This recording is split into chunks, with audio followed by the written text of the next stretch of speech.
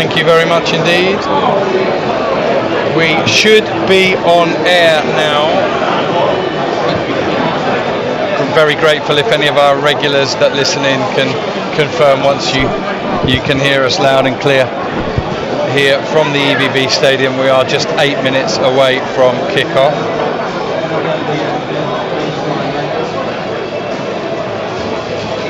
I think we're probably just a few seconds away from going live. 8 minutes from kick-off here at the EBB. Who's going to be the first to let me know that we can be heard around the world, if not via DAZN today, because they got their own commentator. Alongside me is Steve Gibbs. We'll gently get going. Can you hear me okay? I can't. No, okay. I can't hear myself either. Okay, something not quite right there. Nope. Is that better or not? That's better. Yeah, okay. Might be just a loose Can you hear me? Not through I'm not here, sure no. that I'm... I can't actually, no. So let's think. What are we doing here? Are you plugged in? So you are, yeah.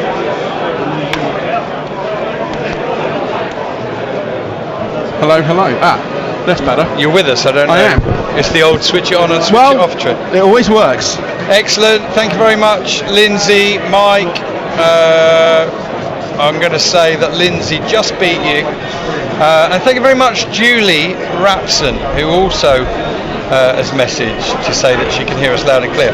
First time message, I think. Thank you, Julie, and thanks for tuning in, whoever you are, wherever you are around the country, around the world. It's the EBB, slightly later than usual on a Saturday afternoon, 5:30 kickoff. We're 6 minutes away, so we'll get going pretty quickly.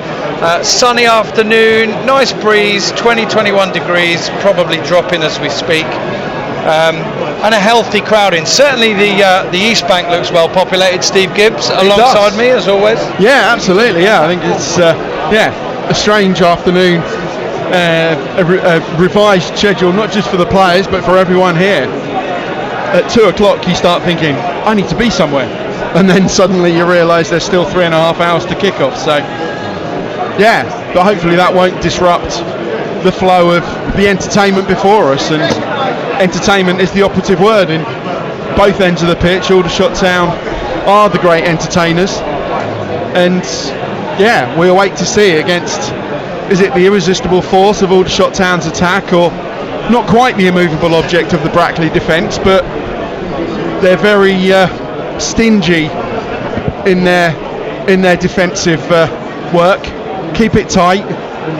Frustrated Carlisle for over 80 minutes during the week, and it was only when one of the Brackley substitutes wasn't quite up to the pace of the game, he got caught out by that man Regan Linney, and in that split second the game was decided. It's those fine margins, and patience will be the watchword for Aldershot Town this evening. Brackley, it's probably in the modern footballing parlance called a low block.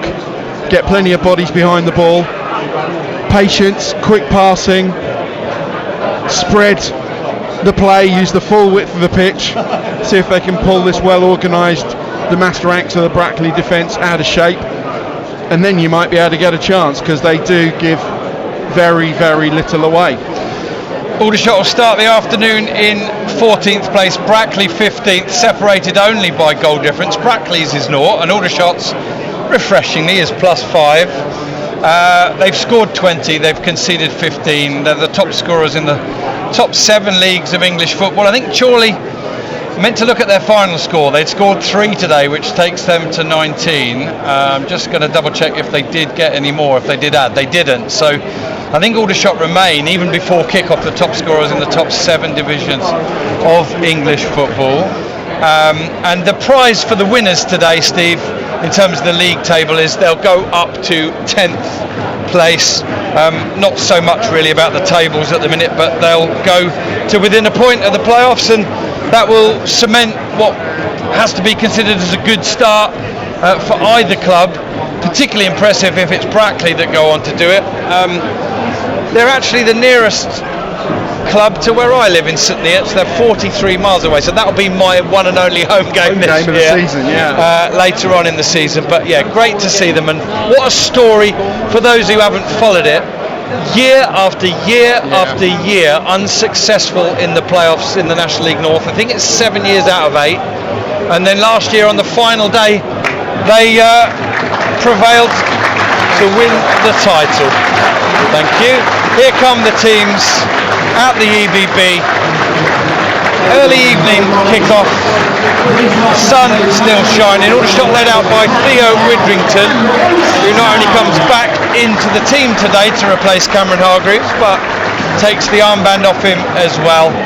Shots in their red home shirts, blue shorts and red socks, and Brackley in a yellow shirt with diagonal thin black pinstripes, black shorts and yellow socks, and they're led out by Gareth Dean. And we'll run through your Aldershot Town side, their starting 11 today, which has got 2 changes from the midweek draw at Truro. Marcus Dewhurst, red card rescinded correctly, of course. He takes his place in goal.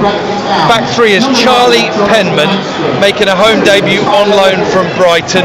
Ben Jackson also making a home debut, having started the first game of the season at Altrincham, but had to leave the field of play with an injury. And James Claridge, and then across the middle, left to right, Ryan Hill, Dayan Tetek, Theo Widrington and Archie Taylor.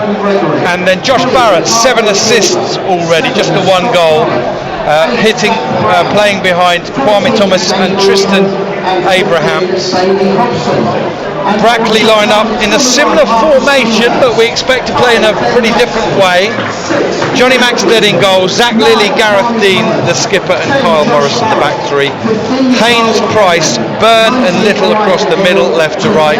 And then Morgan Roberts, briefly an Aldershot Town loanee during his time at Banbury, I think, behind Matt Lowe and Connor Hall. Some very experienced players. Perhaps the oldest average age in the National League, Brackley. It is. Confirmed by Steve. The captains are totting up at the moment and will shortly get underway. Steve, just a short point on Brackley. Through the middle of the team, Gareth Dean, Shane Byrne, Matt Lowe.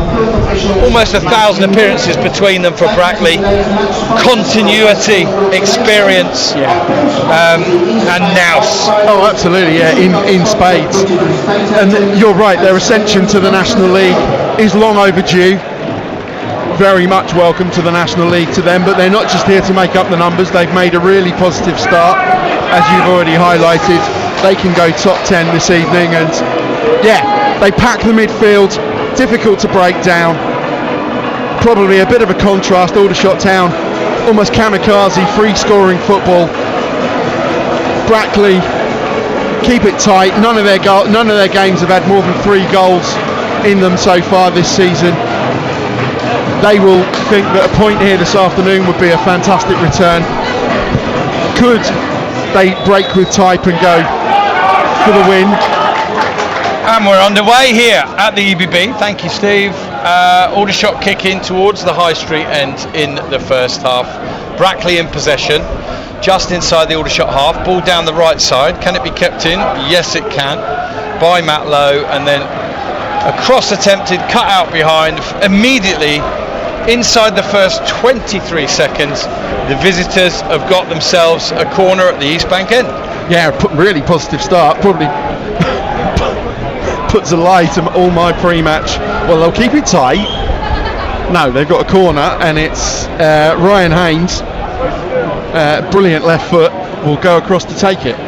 Certainly will. It's going to be a left-footed in swinger, and breezy afternoon. Take a while for the players to get used to that. In it comes, headed away by Archie Taylor in the centre of the 18-yard box, and a referee, Richie Watkins, blowing for an infringement anyway, so free kick, goal kick, whatever you want to call it.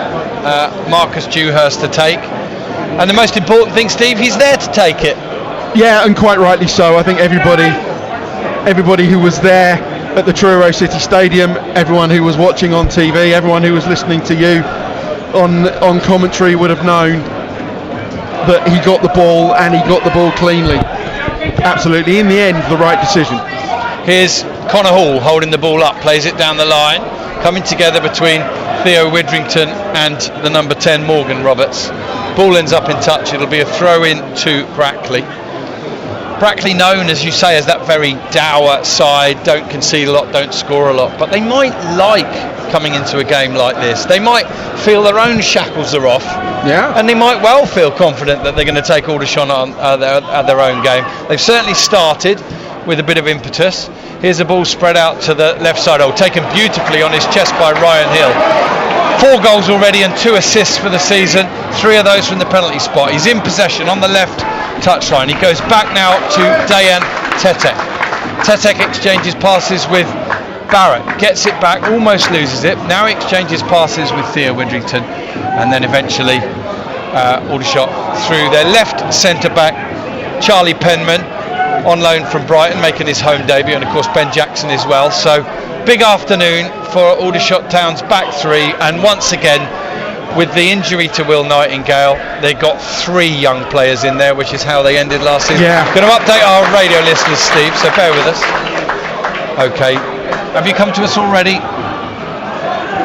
Thank you very much indeed, Carl. Yeah, just almost 3 minutes in, no chances at either end yet, just one corner to Brackley, who've started the game with plenty of impetus, but Aldershot just knocking it around now and settling in to the game.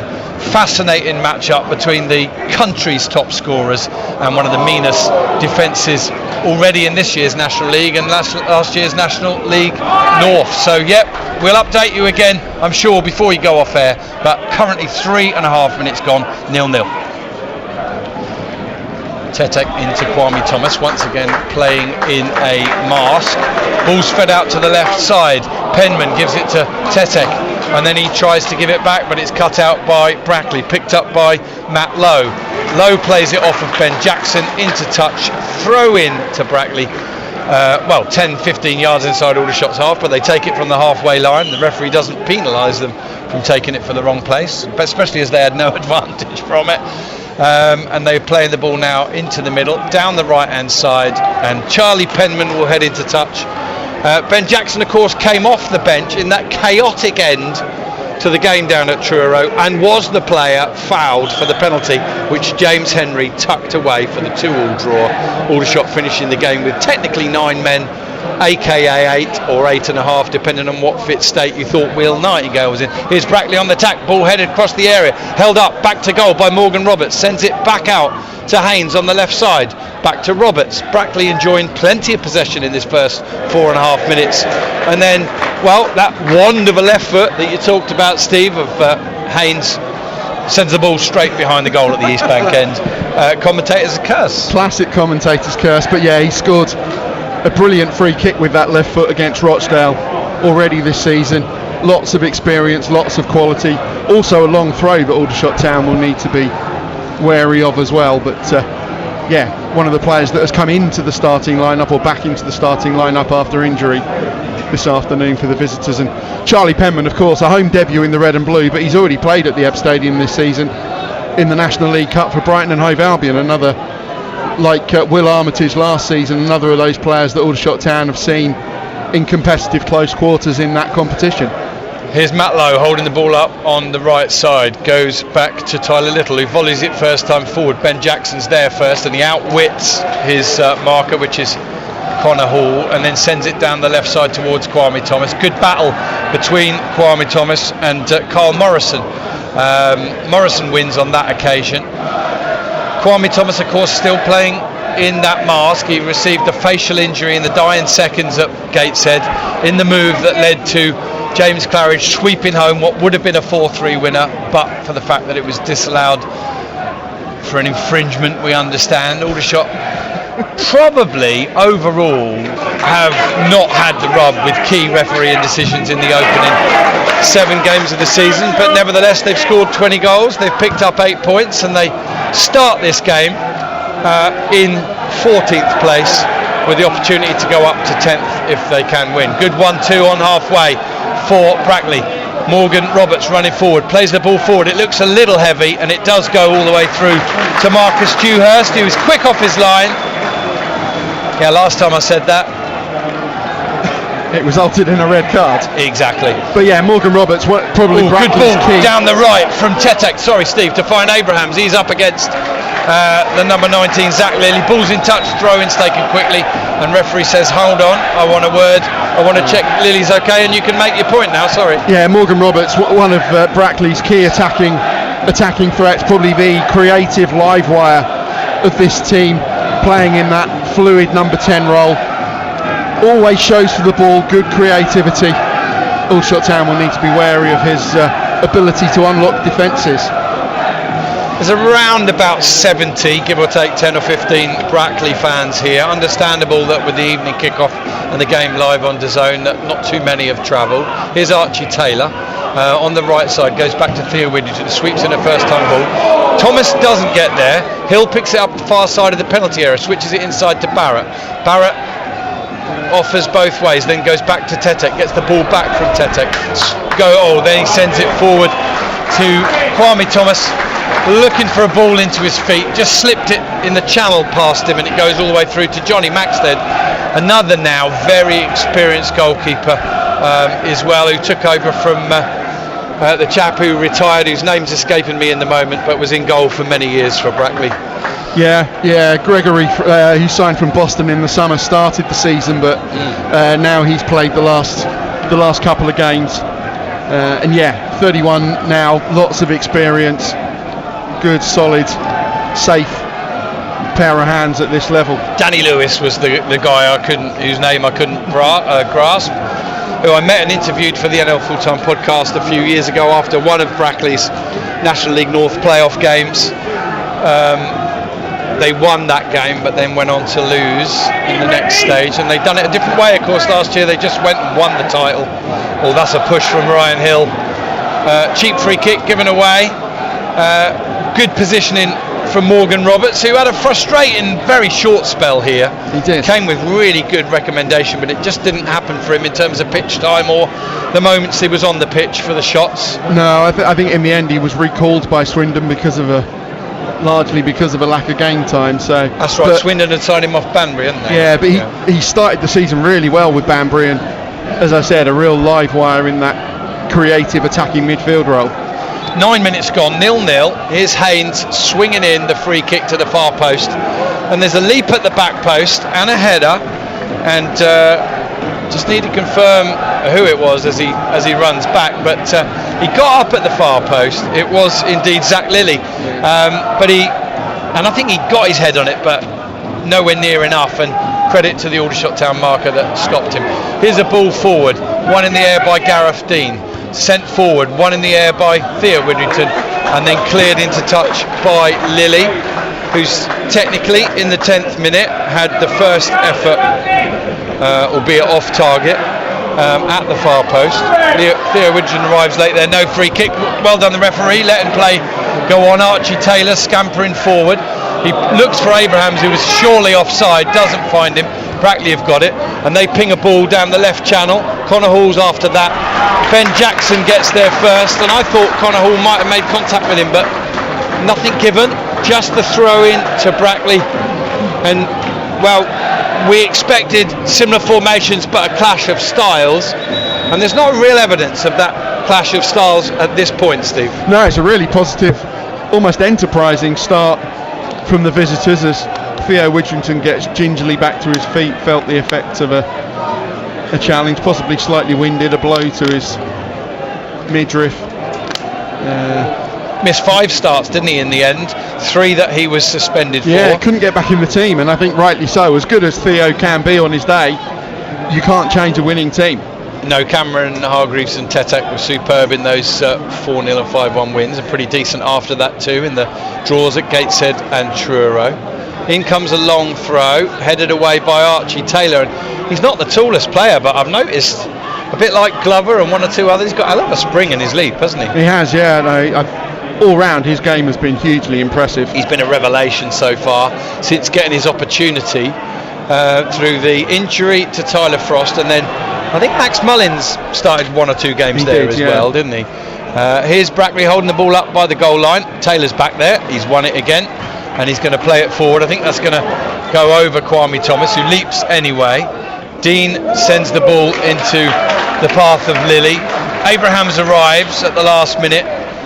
Big game, I think, today for Abrahams. For me, he could have had no complaints today if Hadi Gandor had been rotated in for him. Hadi's made an impact every time he's come on. And Abraham's doing okay, but I think there's more there. And Aldershot have got to unlock it. Here, they play the ball into his feet. He holds it up. He's strong, and that is a good part of his play, that's for sure. Ball's pinged across the pitch. Tetek slightly overhit. Tetek presumed it was for somebody beyond him, but the person beyond him was called the touchline. It's into touch. It's a throw into Brackley. We've had 12 minutes just over. It's 0-0, and the game really notable in the first 12 minutes just for the fact that Brackley look equally as front-footed as do Aldershot. Haynes is going to throw the ball down the left channel now. One in the air by Claridge. Claridge is going to come forward and win it again, a second and a third time, and then there's a high foot from Morgan Roberts up towards his chest, at least, if we're being kind to Roberts, who didn't like the fact that the free kick was given. Aldershot have taken it too quickly, or the moving ball. Yeah, it was a moving ball, and now the referee saying it's also from the wrong place. It about 2 inches out of place.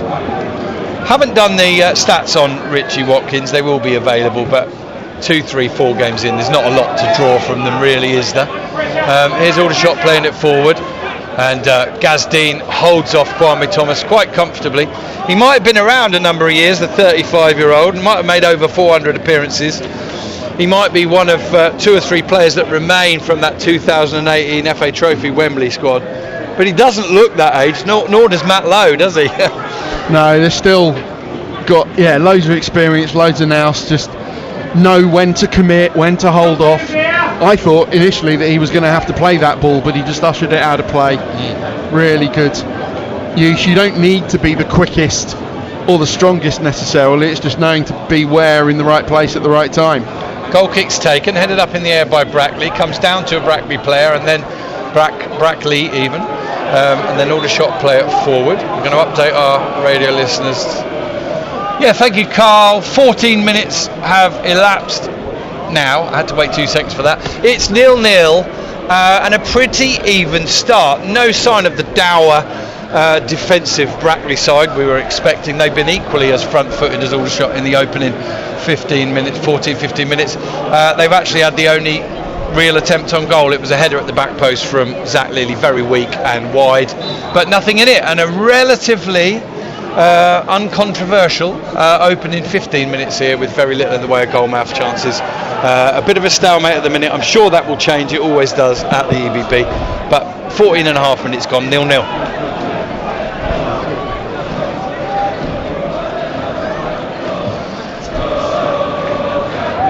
Ball's in touch now in the right back position for Aldershot. They've got a throw in.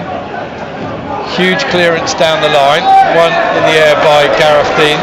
And Zach Lilly is penalised, I think, for holding Kwame Thomas there, was it? Yeah, I think it was. Yeah, it was a good aerial challenge, but yeah, Kwame is never going to be backwards in coming forwards, but I think Lilly was marginally the aggressor. Ball played out to the left side. Hill leaps, but not enough.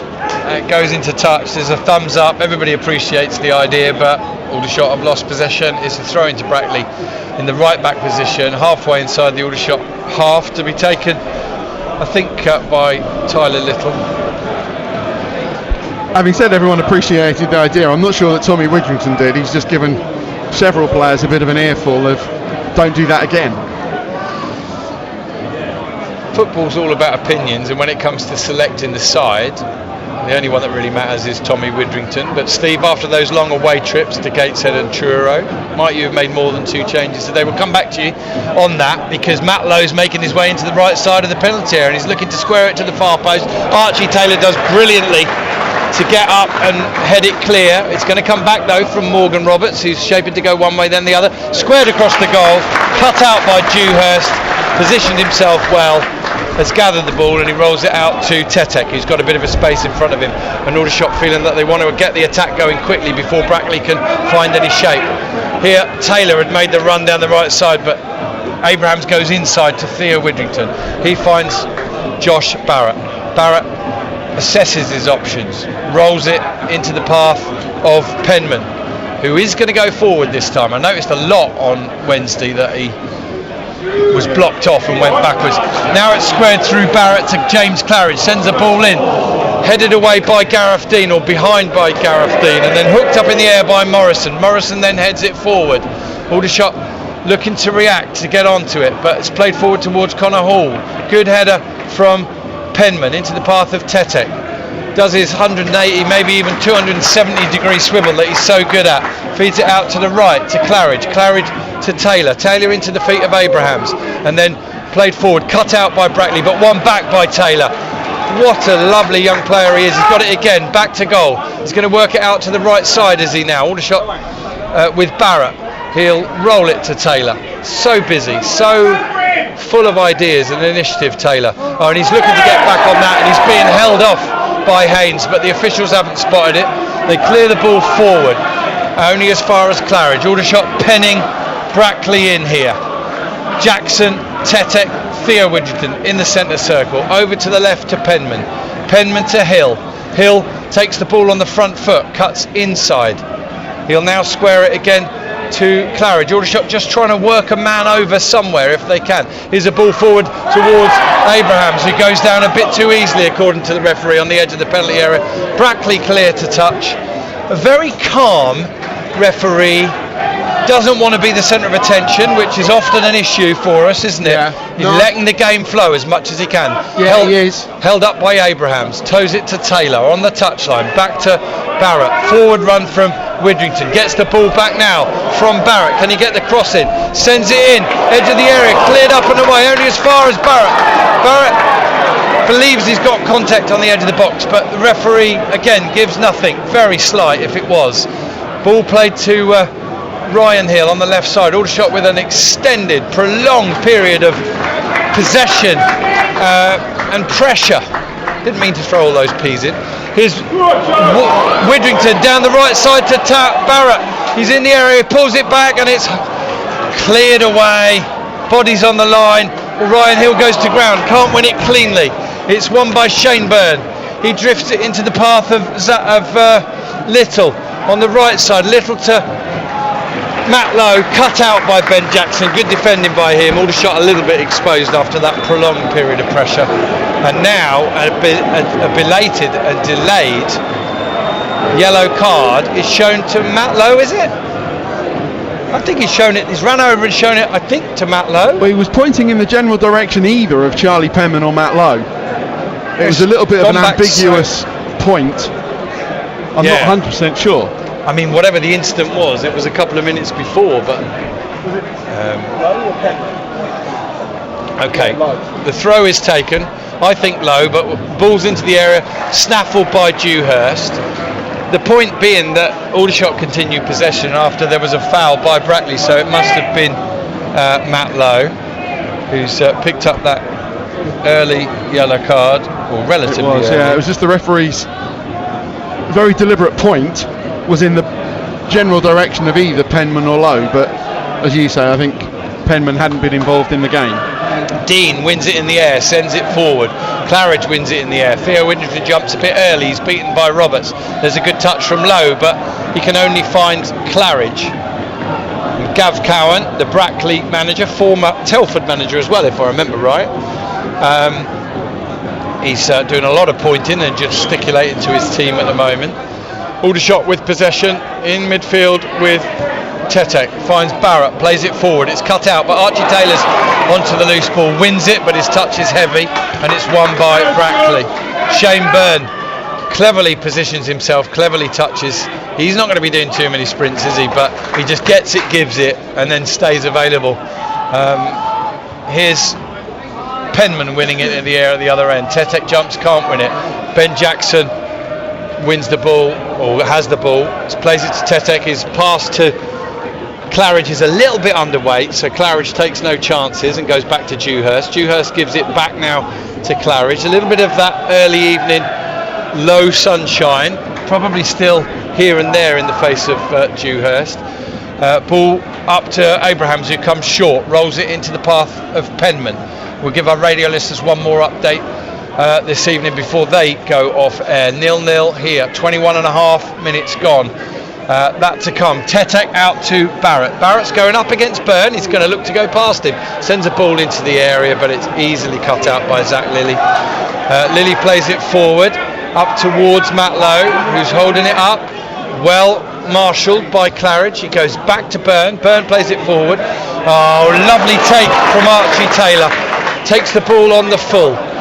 Rolls it into the path of Barrett. Barrett sends it into the far post. Still 0-0. Ball's headed away only as far as Tristan Abrahams. Aldershot on the attack here.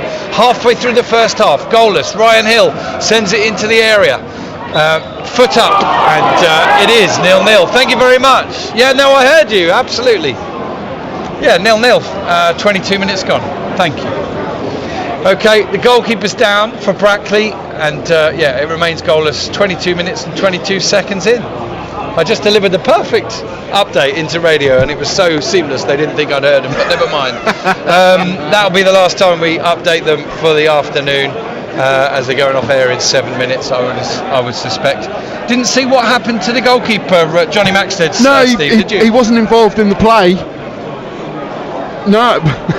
Someone to my right suggesting there's nothing wrong with him, and that given it's in the 23rd minute, dare we suggest it's a tactical timeout by the visitors, because Aldershot Town have, particularly in the last 5-10 minutes, really dominated possession, really hemmed in Brackley to their own final third, and that is where, yes, Brackley have shown some good attacking intent of their own, but when they're out of possession, they funnel back, get plenty of bodies behind the ball, compact, organised, don't allow the opposition much space where it really matters, and that's where Aldershot Town need to be patient.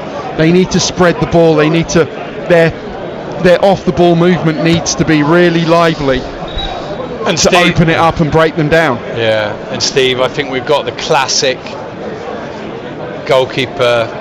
Gets a bit of treatment, gets up, is absolutely fine, because the whole of the rest of the Brackley side have gone over to the bench, and Gav Cowan's literally given instructions to all of them. It's such a common feature of the game like now, it's where been accepted and there's no attempt to stop it. And of course, both you can't prove it. You can't prove or disprove it. Yeah. But Johnny Maxted absolutely fine. 24 minutes gone, 0-0. Aldershot, by the way, have done it as well this season. I'm not picking on Brackley. Yeah, no, I think it's become a valid, and for managers and coaches, a valuable feature of the game. I think they'd be better off. Well, no, you can't do Widrington's been dispossessed in midfield, picked up by Morgan Roberts, running to the edge of the area. He tries a swing, foot comes in, can't get the ball. They've still got it on the left side. Matt Lowe positions himself, it's squared to the far post. And then it's prodded just wide. And Ryan Tetek quite rightly asking, why is it corner? I think it was prodded directly wide, but it was only just wide of the post, so Aldershot perhaps to a certain extent relieved it's gone wide, Steve, but a corner has been given, and the referee is a lot closer than you and I. Yeah, I think it's credit to Ryan Hill, actually. He was stationed on that far post. Whether the ball was going to hit the post or dribble just wide, I'm not quite sure, but Ryan was right to not take any chances, and he did just get a slight touch, but a vital touch that made sure the ball didn't go into the net. Okay, Haynes is setting up for another left-footed in-swinger. Referee has told the corner taker to pause while he has a word about pushing, holding or something. I don't know. He's actually having a word with Marcus Dewhurst. Stay out of the referee's eye line, Marcus. don't push it. Left-footed in-swinging corner, held up to the back post. Header over the bar. A clear jump from the Brackley player. He's actually landed a little bit awkwardly. He's now, I think, going to get up without the need for treatment. He's a little bit groggy, feeling behind to his kidney area. And I do believe it's that man, Zach Lilly, again, Steve. Yeah, he gets forward, but not managed to control either of his headers on goal so far. And he is a centre-back with attacking intent, likes to bring the ball out, but also a danger at set pieces. Well, it is 0-0, and some people might have predicted if there was ever going to be one that went long into the game 0-0, it would be this one. But I don't think it's for the reasons that people would have predicted it. Brackley very much in this game, and they've actually supplied the only real 2 or 3 half chances so far. That prod wide for me is probably the best chance. I didn't see who prodded it wide. I definitely didn't see any clear deflection, but it appears there was one. Yeah, Ryan Hill touched it behind. Barrett back to Claridge as Kiban Rai comes back from a warm-up. 27 minutes very nearly gone. Shots going down the left with Hill into Abrahams, gives it back to Hill. Hill inside to Tetek. Tetek to Claridge, beautifully taken down, holds it up, plays it into Barrett. Barrett's going back to Theo Widrington, who finds Tetek. Tetek switches. He's done the swivel again. Got away from his man, and he's pulled down for the foul. If there's a player in the National League that spins on a sixpence better than Dayan Tetek, I've yet to see him play. He doesn't exist. But yeah, it's such a key feature of Tetek's game, and he's so good on the ball as well that it can buy him space where there really isn't any. Free kick then to shots in the 28th minute. Josh Barrett to take it. 7 assists in 7 games to date. Can he assist an 8th one here? Or can he have an audacious attempt at goal like he did at Gateshead and hit the post? I think that's less likely. He's further out and it's further right. But not by a huge amount. If anyone was going to try it, it would be Josh Barrett. Steps forward, sends it in. It's missed by a couple of people, and it's gone to the far post, and the furthest player is the Brackley player. Played it forward, cut out by Tetek, throw into Brackley, and frustrating that Aldershot couldn't get the first contact on the set piece. Yeah, the first player at the near post, I think it was Tristan Abrahams, sort of ducked out the way almost as a dummy to let the ball go through, but there was nobody on the same wavelength ready to touch it in, stab it through a crowd of players goalwards. Here's Brackley playing it forward, headed up in the air by Penman, but then down, and then headed down again by it was by Ben Jackson, and then Claridge played it into Barrett, and Barrett couldn't get it under control. The ball's gone into touch. Brackley throw in. Got a horrible feeling in my head. I might have said Boston a minute ago. They are playing in similar colours. They're two sides that begin with a B and came up from the National League North in the last 2 years, and that's the end of my excuses. There's a ball played forward, missed by the players that were initially going for it. Then Jackson toes it back to Dewhurst. And what I will say, it's the same scoreline as 30 minutes in at Truro on Wednesday, but Aldershot are a lot more comfortable in this game than they were in that one. And I think they've largely had more control of the ball, but Brackley have had the half chances. Here's a ball down the line towards Kwame Thomas, takes it under control, plays it into the path of Archie Taylor. He tries a little skip to get it back on his left foot, goes back to Theo Widrington. Widrington sends it inside to Tetek. Tetek back to Widrington. Widrington back to Jackson, who's in the centre circle, and Aldershot content to be patient in their build-up. Now to Tetek inside, he cuts further inside, goes back to Theo Widrington, ball through the middle. Abrahams touches it on to Kwame Thomas, who wasn't quite ready for it, and he toes it straight to the Brackley number 4, Jack Price. Aldershot have won it on the touchline, but the ball was already in touch, and it will be a throw into Brackley, just I think inside their own half. 0-0, 30 minutes and 20 seconds gone. Steve Gibbs. Yeah, I think both sides will be happy with their start. Tommy Widrington getting a little bit frustrated with Aldershot Town's failure to open up this Brackley defence, but as we've already said, patience will be the key word this afternoon. Ball out to the right, taken down under control by Tristan Abrahams. Taylor sends it into the far post. Kwame Thomas, well, he steps out of the jump because he realises it's going over the head. Now he holds it up, down by the corner flag, plays it into Hill. Hill about turns, is marching back down the right hand side now, goes back through Penman to Jackson. Jackson across to Claridge. 31 minutes gone, 0-0. Ball out to Barrett, who's trying to work and find a bit of space. He plays it up to Taylor. Taylor takes it into the byline, is going to try and get across in, that's cut out and goes behind. Has it gone behind for a corner? No, it's a throw-in to Aldershot, but an exemplary start to the game for young Archie Taylor. He's been a revelation since he's been in that right wing back. I can't say any more than that. He's barely put a foot wrong. The best person to do that in that position since Ashley Akpan last season. Yeah, absolutely. And when Ashley comes back to fitness, there'll be a heck of a battle for that position. But yeah, Archie didn't start in the starting lineup at the start of the season. Maxi Mullins didn't take his chance in that position. Archie Taylor has grabbed it with both hands. Oh, he takes the throw here, and his first little error. As to be honest, it was a misunderstanding between him and Abrahams. Well, a foul by Jackson on Connor Hall, 10 yards inside the half, but I think the referee's saying I'm giving it for the previous foul, no advantage, I think is what he's signalling, because he's pointed it back. Tommy Whittington having a word with Richie Watkins, who just looks at him and shakes his head. Again, not courting any controversy, and I like to see that, but I am aware that I sat there on Wednesday night, half an hour in, said the referee's had a good start to the game, and then he went and made probably one of the worst decisions of his career, I'd imagine. But hey ho, good start, Richie Watkins, 32 3/4 minutes, 0-0. Huge, straight through the middle from Maxted, half cleared, and then picked up now by Archie Taylor, who thinks about sending it long but goes back to Claridge.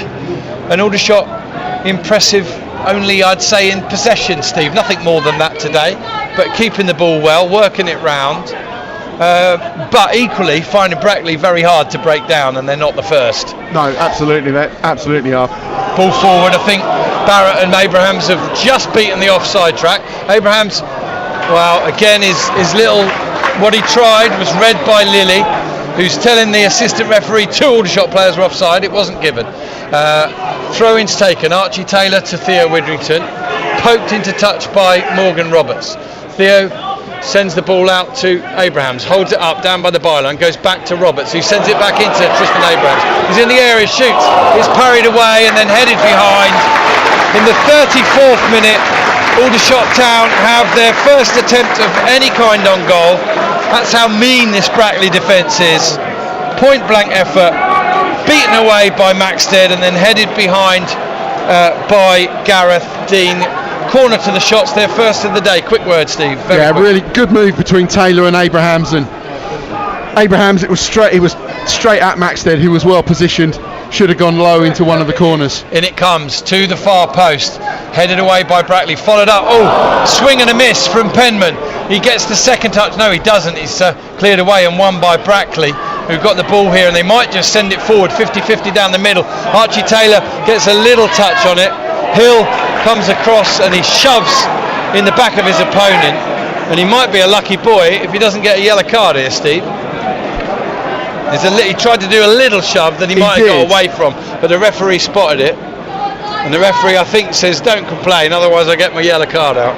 Yeah, I thought initially that the referee had just given a throw, but it does seem like it's going to be a free kick a couple of yards in from the touchline. Good play from Abrahams, good link-up play, but then in the shot, point blank straight at the keeper, an issue he's had issues with in earlier home games this season. Yeah, as I said, he should have either pulled it to the near post or gone across Maxted to the far post, and then the goalkeeper would have had a far more difficult save to make. And it's number 37 Haynes with that left foot to whip this one in. In it comes, headed up and away and behind by Connor Hall. But from those corners, those free kicks and that one, the first contact in the Aldershot penalty area has very consistently been from a Brackley player, Steve, and that's not ideal. They'd want to win first and seconds if they can. They will, and now Aldershot playing it around in their own penalty area, almost giving it away. Tetek comes to the rescue, and the first time Brackley have really pressed with so many people so high. Ball is headed on by a Brackley player into the path of Barrett. Lovely first time ball to Abrahams. Off the ball, Thomas has been impeded.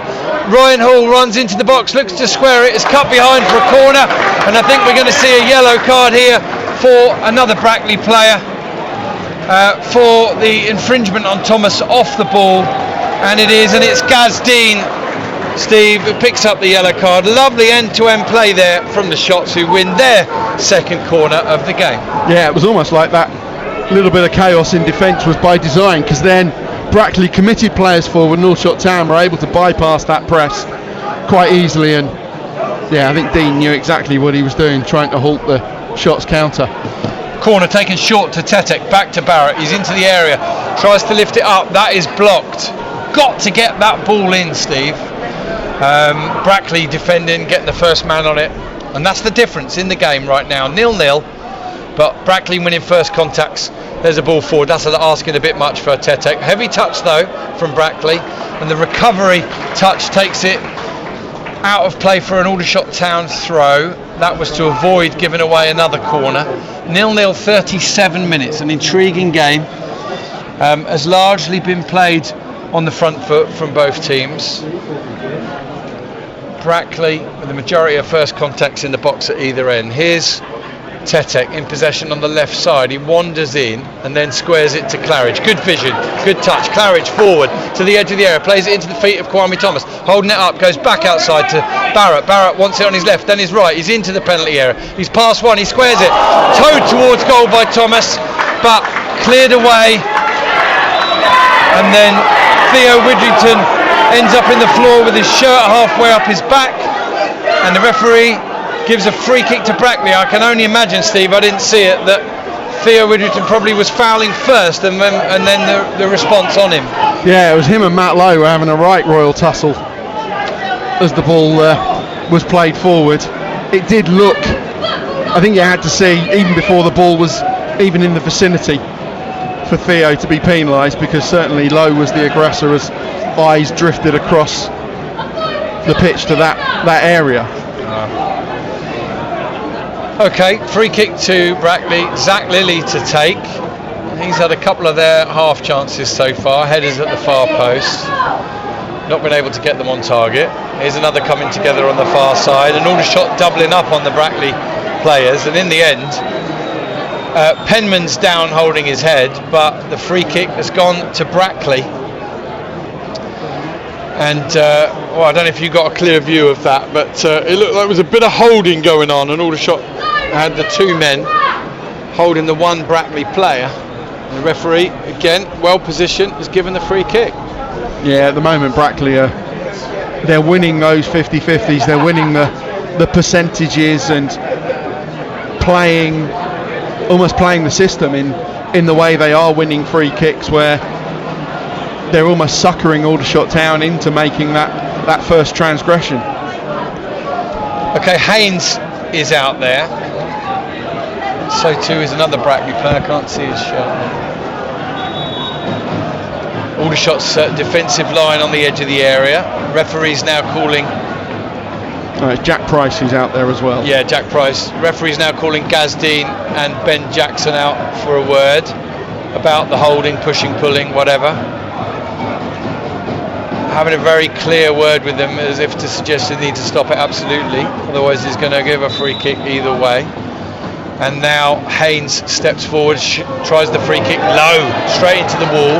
It cannons through to Hill, who's got the ball. He's running towards his own goal, turning one way then the other. He's outwitted his man well, and then he's won it and he's fouled. And Aldershot Town win a free kick, and it might be on the edge of his own 18-yard area, but wonderful control in possession from Ryan Hill, who's becoming a very popular fans' favourite here at the EBB. Tetek finds Barrett in a bit of space, not space in a bit of Barrett. He goes back to Claridge. Claridge through Jackson to Penman, who's gone over halfway, sends it inside to Abrahams. Abrahams back to Theo Widrington. He tries a ball out to the right side. It's headed on by a Brackley player. Archie Taylor should get there first, down by the corner flag. He's got Barrett with him.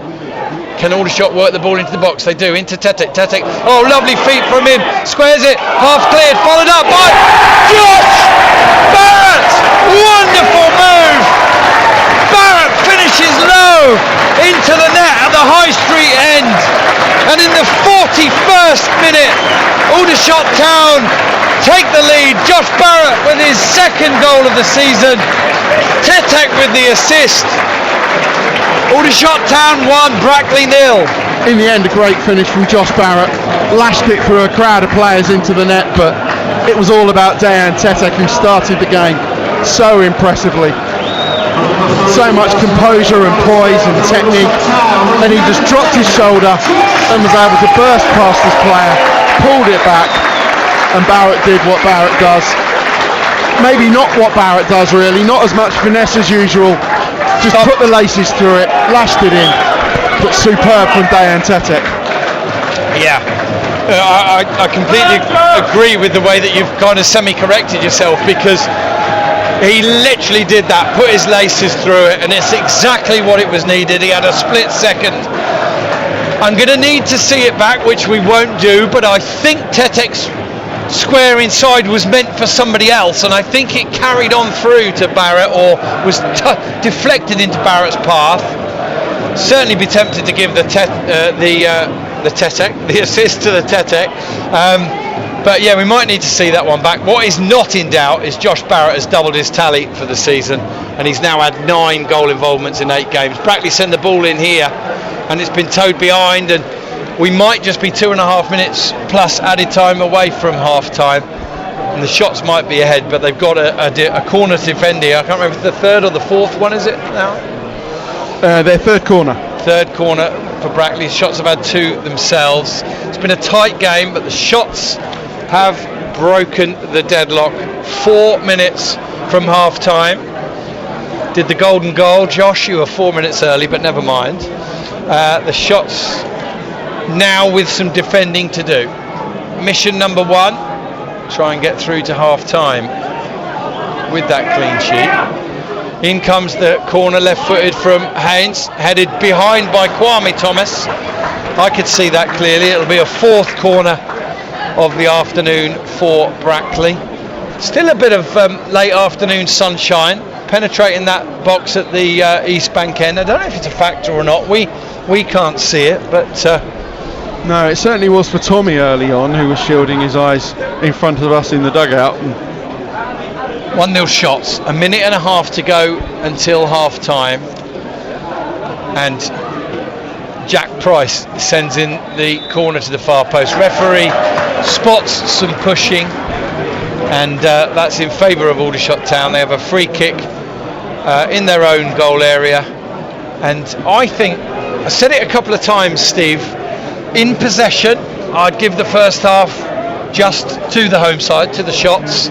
In terms of both boxes, I'd have to shade Brackley, get the first contacts at both ends, but Aldershot's neat, intricate passing has produced one of the best passing moves and goals of the season so far, and there's plenty of choice, because that's goal number 21 of the season for the Shots. Yeah, absolutely. I don't think today's going to be that free scoring fiesta that Aldershot Town games usually are, but that is credit to Brackley. I think you're absolutely right. They've shaded it in both boxes, but it's Josh Barrett who has broken the deadlock. Probably Brackley have had more half chances. Yeah, for sure. But it's Aldershot Town who've taken one of them. Aldershot clearly feel, with the body language of the players and the game plan, they feel that they can pass it around, and that is the way to pass it around this Brackley team. And we're going to have 2 added minutes starting now. Throw-in inside by Brackley is cut out, and then Penman's missed it.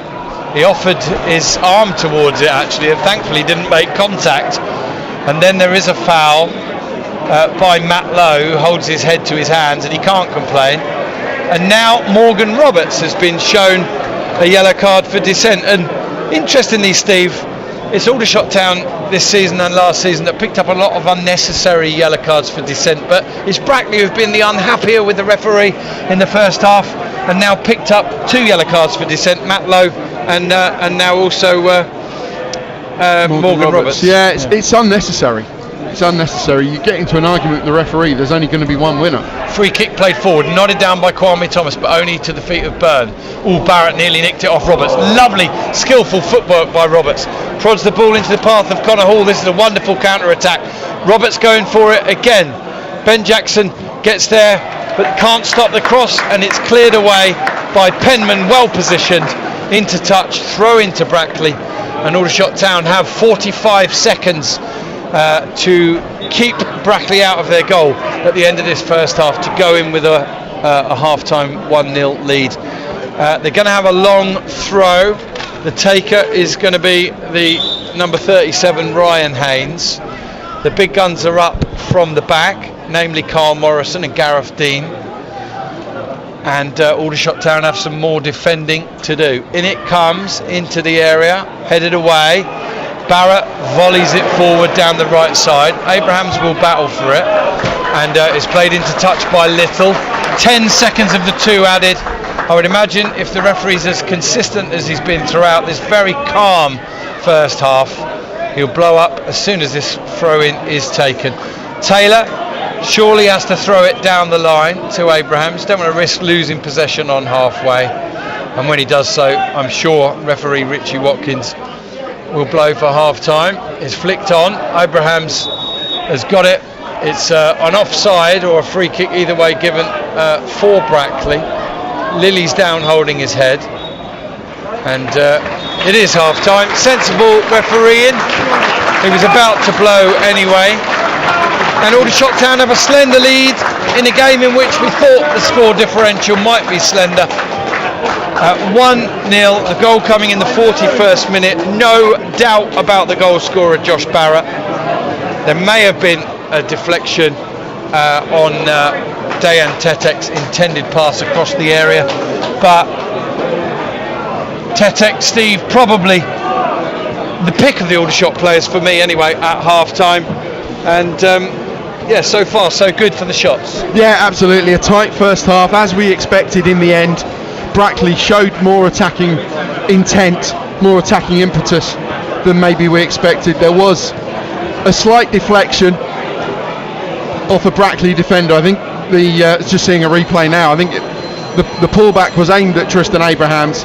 The Brackley defender got a foot to it, and it dropped very kindly for Josh Barrett, who made no mistake. And yeah, Brackley have been compact, everything that we thought they would be, and more going forward. Aldershot Town have had to be patient, they've had to be neat and tidy and progressive in their passing, and that is why someone like Dan Tetek has been so much to the fore. Those are all of his qualities, and Aldershot Town are going to need him again in the second half to try and get that second goal that would give them a bit of breathing space, and then invite Brackley out, because then the visitors would have to come out, they'd have to commit more bodies forward, and that in turn would leave more space for Aldershot Town to exploit, to really put the game to bed. But the Shots do need a second goal. Well, they certainly will, based on their record of clean sheets. They haven't kept one, just kept the one, here, at home to Morecambe, haven't they, with a 4-0 win and the 3-2 defeats.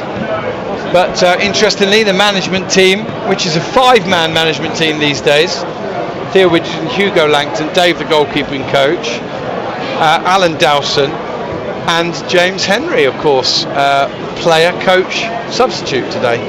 I would at this stage normally give you some half times, but let me give you some full times. Altrincham 2, Sutton 1, that was an early kick-off. Sutton took the lead, but Altrincham turned it round in the second half. Boreham Wood 3, Morecambe 0. So after that opening day win for Morecambe, 4 consecutive defeats, they've lost 3-0 to Boreham Wood. Matt Rush with a double there. Boston 1, Solihull Moors 2. Solihull Moors having kissed, maybe they didn't even kiss actually, but said goodbye to Matt Taylor in the week. No wins in their first 7 games. They have beaten Boston today, so they got their first win of the season against Boston, as did Truro 7 days ago. And then Carlisle 3, Truro City 0. Luke Armstrong with 2 goals and Regan Linney with the other. Forest Green Rovers, well, they might have a new manager, but they're doing what they did last season a lot, winning by 1 goal, and they've beaten Hartlepool United, who started the day 5th by 1-0. Rochdale 2, Braintree 0. Manny Diaz-Aruve with both goals, is now the top scorer in the National League with 8 for the season. Scunthorpe came from behind to beat Wealdstone perhaps the two surprise teams of the National League so far, both started the day in the top 7. Southend 3, Halifax 0. Halifax, I think, reduced to 10 men at one point in that game. Tamworth 1, Eastleigh 0. Both sides reduced to 10 men. And then how about this for a scoreline? Woking 5, Gateshead 0. And Yeovil 1, York City 3.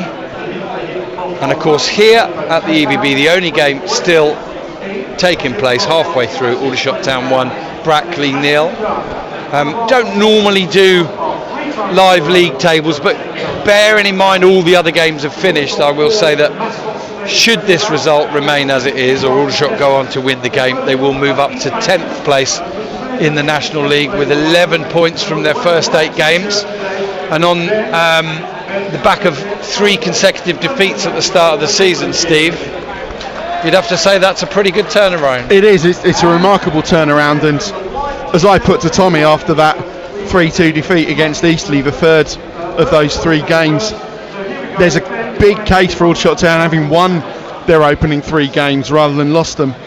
So it was a case of trust the process, keep doing what you're doing and the results will come, and Aldershot Town are seeing the fruits of those labours belatedly but impressively. And to be in the top 10, albeit sneaking into the top 10 at this stage of the season when you had those 3 opening defeats is really impressive, and is testament to what Aldershot Town are doing, that they are a work in progress. Of course, they're still one of the youngest teams in this division, but they're burgeoning and they're building, and particularly when at one stage, and probably still pretty close to it, they had 8, 9, 10 players, most of them defenders, in the treatment room. It was a mix and match, a patched together team. They're doing really, really well. Absolutely. And you know, those supporters that said Aldershot were relegation fodder after those first 3 games how should take a long look at themselves, shouldn't they? Because you can't look at a league table after 3 games, and you're only getting a snapshot of the season. And well done to the vast majority, of course, who stuck with the shots, who could see an awful lot of good things going forward, and 1 or 2 things to work on defensively. Anybody who's got even a passing interest in football, you can know that things are cyclical, that things are transient, but just because you lose one game doesn't mean you're going to lose the next or the one after that. You could quite easily, so many times teams have been battered one week and then come back and won the next. That's the glorious chaos of football, and certainly anyone of an Aldershot Town persuasion should know that the roller coaster never goes which way you think it will, and this team will always confound expectations. If they're struggling, they'll beat the league leaders, and if they're high flying, they'll beat the team that you think are cannon fodder, or they'll lose to the team that you think are cannon fodder. Gloriously, predictably unpredictable.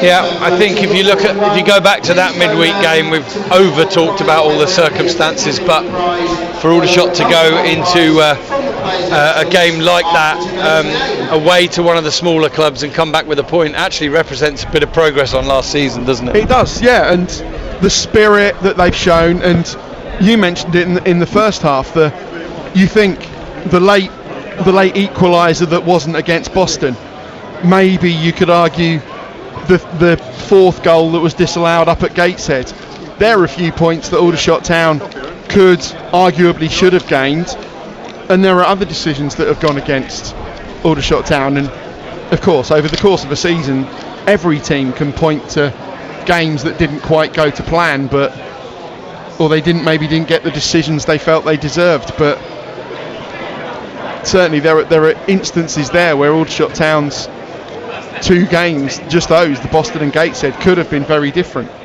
And yeah, Aldershot Town haven't got maybe the points tally that they deserve, but they're on an upward trajectory. This team is growing in confidence and quality, and as players come back, strength in depth, and we're seeing that now in this excellent run of form. Yeah, and just building on your point you've just made about strength in depth, let's have a look at the Aldershot Town bench for today. I'm focusing a bit on Aldershot. If there are any Brackley fans listening, I know there is a Brackley club commentary, so I'm not expecting there to be many. And obviously they're not taking this commentary for DAZN today because they've got their own coverage. So, Pat Nash, Ryan Jones, great to see him back and available. Yeah. I'm sure he'll come on at some point today. Jed Meerholtz, who, let's not forget, was playing out position at left centre back. He can do a job in the centre of the park if required. James Henry, say no more really. Kiban Rai, who has yet to have too many moments but has shown a bit of promise when we have seen him. Hadi Gandor, who's made an impact every time he's come on, and Max Mullins, who has history of coming on and making things happen late on. Yeah, absolutely. It is a really good, strong bench, and that's with any number of players still in the treatment room, or, as in the case of Will Nightingale, newly in the treatment room. It is quite a remarkable situation, but it proves the quality and the depth that Aldershot Town have got. And Bailey Hobson for Brackley looks like he's coming on. He's already doing a bit of a vigorous warm-up. He's got his match shirt on underneath his pink training bib. On loan from Chesterfield, if I'm right. And proves again the quality that Brackley do have. Calder, Pollock, Brown, Waldron and Hobson all made positive contributions against Carlisle in midweek, and there's versatility there, there's quality on the ball, there's attacking intent, experience. Zach Brown at Kidderminster, I think, before versatility. Danny Waldron. Players who can all come on in different positions across the pitch and make an impact. So yes, they've only got 6 substitutes, not the 7, but there are players there who can come on for Brackley and really impact the game, ask new questions of Aldershot Town and make a difference for the visitors as well. Thank you, Steve. We're going to take a very quick break now. It may only end up being 3 or 4 minutes as we've had a bit of a chat at half time. Don't miss the kickoff. If I do, you're in charge, sir. Just begin.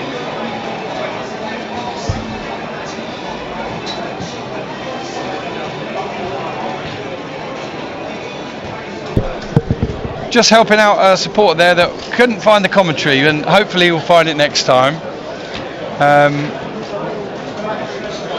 But he's here today watching, so he doesn't need it right now. No, he doesn't need us to paint the pictures. He doesn't need the commentary right now, but he's getting it whether he likes it or not, because he's sat 3 feet away from me. Here we go. No, thank you, sir.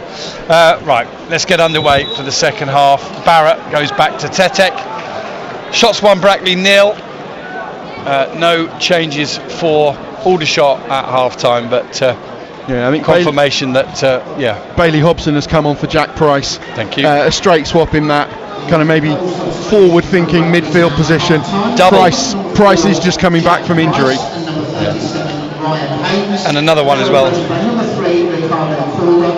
Straight swap at left wing back as well. Right, here's Kwame Thomas battling, holding the ball up. Brackley have won it.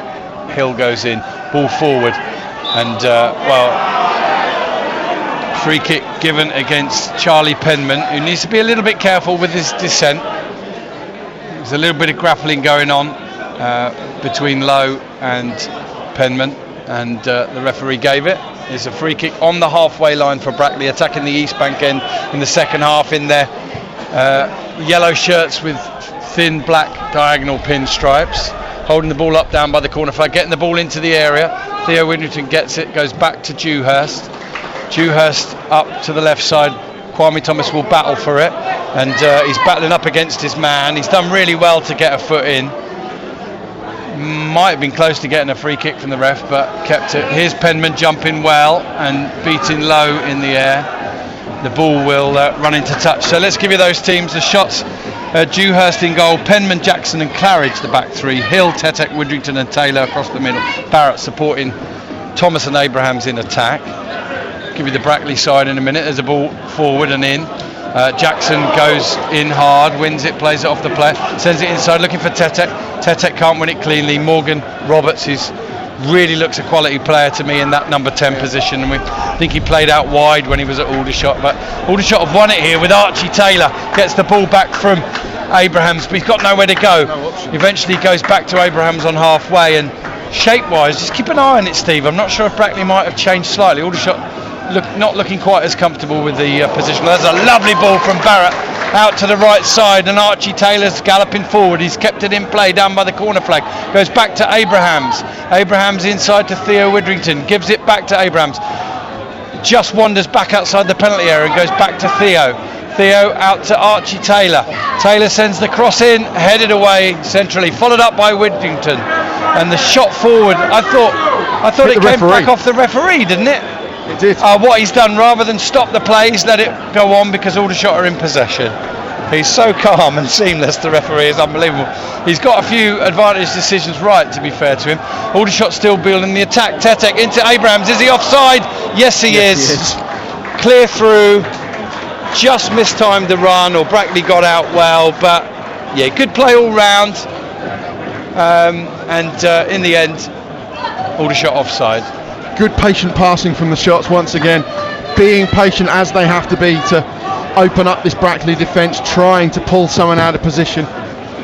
In the end, it was a really nice ball over the top from Theo Widrington, but as you say, Abrahams in the Brackley defence, one of them moved a little bit too soon.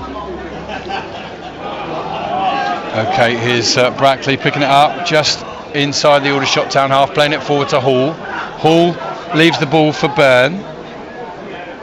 Now they spread it out to the left-hand side, and a little bit more kind of, I don't know, impetus from Brackley.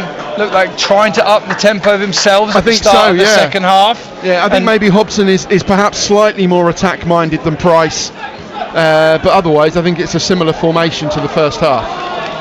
Aldershot have won it though, inside their own half, and they're coming forward now out to the left-hand side. Tetek finds Hill, goes back inside to Barrett. Barrett pings it a little bit too hard at Hill, who doesn't waste time. Love that attitude. Instead of going, oh, that's a terrible pass, and flinging his arms out wide, he just ran back into position to defend the throw. That is what you want from your team player who gets his foot on that ball and diverts it into touch. Another throw further down to Brackley. Yeah, I think Ryan Hill is known for his creativity, for his forward-thinking, attack-minded movement, but his work rate has been really impressive. In comes the cross from Brackley, all the way through to the midriff of Marcus Dewhurst, and he's holding it at the edge of his area. He wanted a quick one, it's not really on, and now he sends it up the middle looking for Kwame Thomas, but it'll be easy for Byrne to drift onto.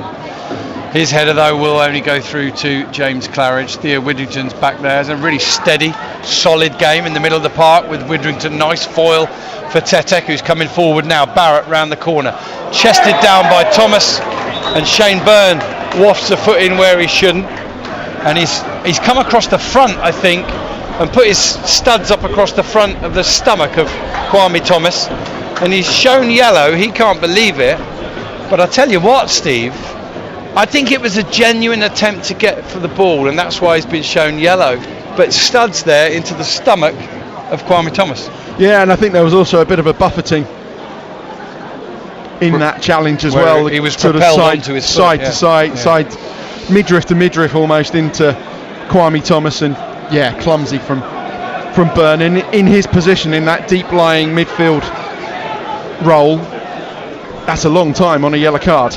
We are approaching 51 minutes. We've got a combination of sunshine and floodlights at the moment, and Josh Barrett with a free kick at the East Bank end, headed away by Brackley, an infringement anyway, given I think against Penman in the box, and the referee's now having a word with him, and I think he's rightly doing so, because Penman has shown a little bit of irritation and frustration at a couple of decisions. He's got the skipper Theo Widrington there, and I can't interpret because I can't hear, but my interpretation is that he's saying in front of the skipper, look, I've had a couple of acts of dissent from this young lad, and it needs to stop, otherwise he's going in the yellow card. Absolutely, in the book, it does need to, and it's stupid from Charlie, and is so needless as well. As we've said, if you're trying to start an argument with a referee, you are not going to win that argument. Full stop. 51 minutes 45 seconds gone, 1-0 to Aldershot. Here's Penman not making contact with that header. Tetek brings it down. I thought he was then fouled from behind, but nothing was given, and Bailey Hobson sends it out to Morgan Roberts. He's going to try a shot from distance. That's well blocked by James Claridge at source, but it ricochets kindly for Brackley, and they pick up the ball again on halfway. ever lengthening shadows here at the EBB from the late afternoon, early evening sunshine, which has almost disappeared away now. Here's Brackley in possession, playing it across the back line. Little goes all the way back to Maxted. He's going to kick long now into the right channel. Ryan Hill's there, bounces off of Lowe. Lowe goes, Penman wins it and goes back to Dewhurst, but that's cut out by Bailey Hobson. And then Barrett cuts it out, but it'll end up in touch. That's Robin Hales. Could you please make your way round to the downstairs bar where the staff will be happy to reunite with you with some of your property. That's Robin Hales. If you could go to the downstairs bar, please. Right, Brackley make a hash of a throw in. Connor Hall heads it straight back into touch, and Aldershot Town. Interesting in the body language, Steve. We said that Brackley have got a little bit more intensity and thrust about them. Looking at the body language of the Aldershot players, when we get a stoppage like this, they're trying to compose themselves and slow it down, and that's exactly what you should do in a tight 1-0 situation, of course, and one that they're not always renowned for doing. Here's Penman beaten to it, held up now by Lowe into the path of Hobson. Hobson's got Little there for company, but he's also being well shackled by Hill. Hill's almost won it off him, but now Morrison plays the ball into the path of Roberts, who finds Hobson. Hobson header into the area, and it bounces down and up and towards the top corner, and then Dewhurst, for me, Steve, palmed it behind for what should have been a corner. That hasn't been given, and somehow both officials have failed to spot Dewhurst getting his hand on that, and it's given us a goal kick. And I don't suppose there's many or any Brackley Town listeners, but we always do tell it as it is. Yeah, for me, that Marcus, he had to take evasive action. He was almost avoiding colliding with that post, but he got a hand to that, and I think he needed to. Good flick on from Kwame Thomas, but Brackley will get to the next ball. I knew I'd do it again. Here's Barrett onto the ball just inside the Brackley half, rampaging across the halfway line, and then slows and comes back, threads it into Tetek. Tetek's got Hill in front of him. Hill's going to take on Little, and Little has positioned himself well and won it back. Hill continues his run. He'll put pressure on Morrison. Brackley play it forward, but Penman gets onto it first, and Penman, who shut up his mouth and got on with it, has won himself a free kick, and that's the way to respond. Absolutely. Yeah, concentrate on defending, because he has shown both for Brighton and for Aldershot he's a good player. Free kick taken back inside to Theo Widrington through Charlie Penman to Ben Jackson. Penman and Jackson making their home debuts for Aldershot Town in the National League. Jackson's first start since the season opener. Ball out to the right hand side. Taylor's well positioned, and he manages to block the clearance forward from Brackley into touch. Throw into Brackley halfway inside their own half on the left side. 1-0 to the shots. 55 minutes and 35 seconds gone. Both sides beginning the day on 8 points, both looking to bring their total up to 11 and move up to 10th position. That's the prize at stake in the early season fledgling league table, as I call it. Brackley clearing their lines up towards halfway, chested down by Connor Hall, but only into the path of Tetek, who diverts it back to Penman. Aldershot looking to manage the pace of the game, looking to keep the ball when they can, but can't afford to be too passive in the game. At some point they'll be looking to try and create an opportunity to give themselves a buffer. Ball up towards Abrahams, does well, gets it, turns, collects, comes back onto his left foot and back to Theo Widrington, who's playing it now to Barrett. Barrett back to Jackson. And now Jackson forward through the middle and then plays it out left to Barrett. Exemplary control. Rolls the ball into the path of Tetek, always available. Tetek to Claridge. Claridge out to Archie Taylor on the right hand side. Ball round the corner, is looking for Abrahams, can't find him. Brackley have picked the ball up inside their own half. Shane Byrne in possession now. Well, he swivelled almost as well as Tetek there, to be fair. Went both ways, and a good ball forward finds Morgan Roberts. He's got Claridge chasing him. but Claridge puts his arm on the back of Roberts. It is a free kick, and it will also be a yellow card for James Claridge. And I think, given that had he not made the foul, Morgan Roberts would have been rampaging towards the Aldershot penalty area. I think an understandable yellow card, and I'm just going to check it, but I think it's James Claridge's fourth of the season. It is indeed the most of any Aldershot Town player, but there are 3 others already on 3: Nightingale, Hill and Hargreaves. Free kick taken by Byrne out to the left hand side, where Calder picks it up. Good cross into the area, header down, half cleared, and then Aldershot do clear it, and it just bounced almost off of Dewhurst, didn't it, Steve? Just relay that incident, describe it as you saw it. Yeah, I think it was an excellent save, point blank. Marcus Dewhurst just almost scooped it out from on the goal line as the ball hit him, but yeah, an excellent save and keeps the shots in the lead. Yeah, I think, I may be proven wrong on this, but I think it might have been Morrison who got the header in from close range straight at Dewhurst, and then the parry fell kindly for Aldershot to clear. But Brackley is still on the attack. Hobson to Lowe, cross to the far post. Oh, beautifully chested down by Archie Taylor. How can a player so young be so composed, Steve Gibbs? Yeah, he's running out of superlatives. Yeah. Oh, clearance from Brackley, only as far as Tristan Abraham. Sends it left to Barrett. He can't take it under control first time, but he now moves on to it. He's going up against Morrison on his right foot, sends it in, it's headed away. I think the Shots players will let it run into touch. Hill takes the throw quickly to Theo Widrington. He plays it forward. Hobson reads that pass to Barrett.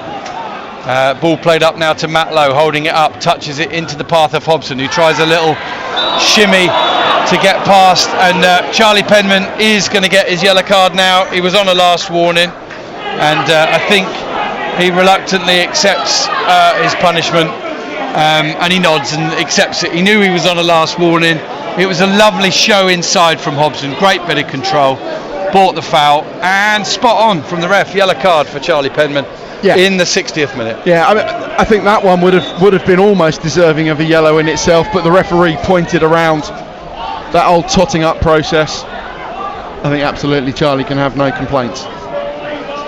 But it was Theo's weak pass that put Aldershot Town in that compromised position, and yeah, Theo's better than that. But now the Shots have got it back. With Abraham, sends it inside to Tetek. He rolls it to Barrett, far side, just inside the box. He's going to have to go with it with his left foot, prods it forward, cut out with his right foot it was, goes behind for a corner at the East Bank end. Yeah, what's a shame, having said that referee Richie Watkins has refereed the game well, it's a shame that an hour gone he's actually shown 6 yellows, but I think he's been fairly consistent with them and the way in which he's handled the game. Corner to the Shots, they're 1-0 up. They've protected their goal in the 58th minute there with a point blank header saved by Dewhurst. Will that prove decisive in the game?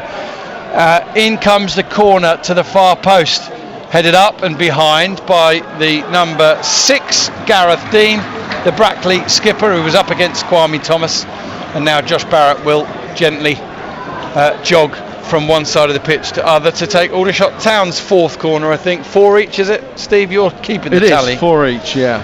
Yeah, pretty even game whichever way you look at it. The one decisive difference between the two sides is Josh Barrett's low drive from inside the area through a few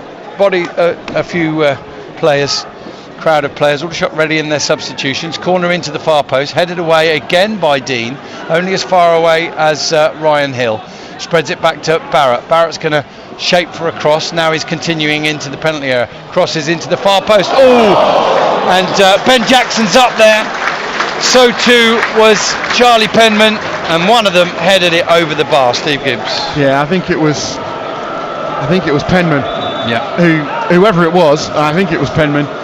He immediately fell to the floor and put his hands on his head, knowing that he should have got that one on target at the very least. Really good play down the right hand side from Josh Barrett, just kidding on that he was going to cross it, then going again to the byline, standing up, an excellent cross.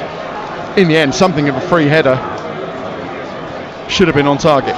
Okay, Aldershot are going to make a double change. First off is Tristan Abrahams to be replaced by Hadi Gandor, and then Jed Meerholtz is going to come on, and he's going to come on in the left centre back position, I think, is he? To replace Charlie Penman, who has just been shown a yellow card, and Meerholtz will be a like for like swap. So no change in shape or formation for the shots.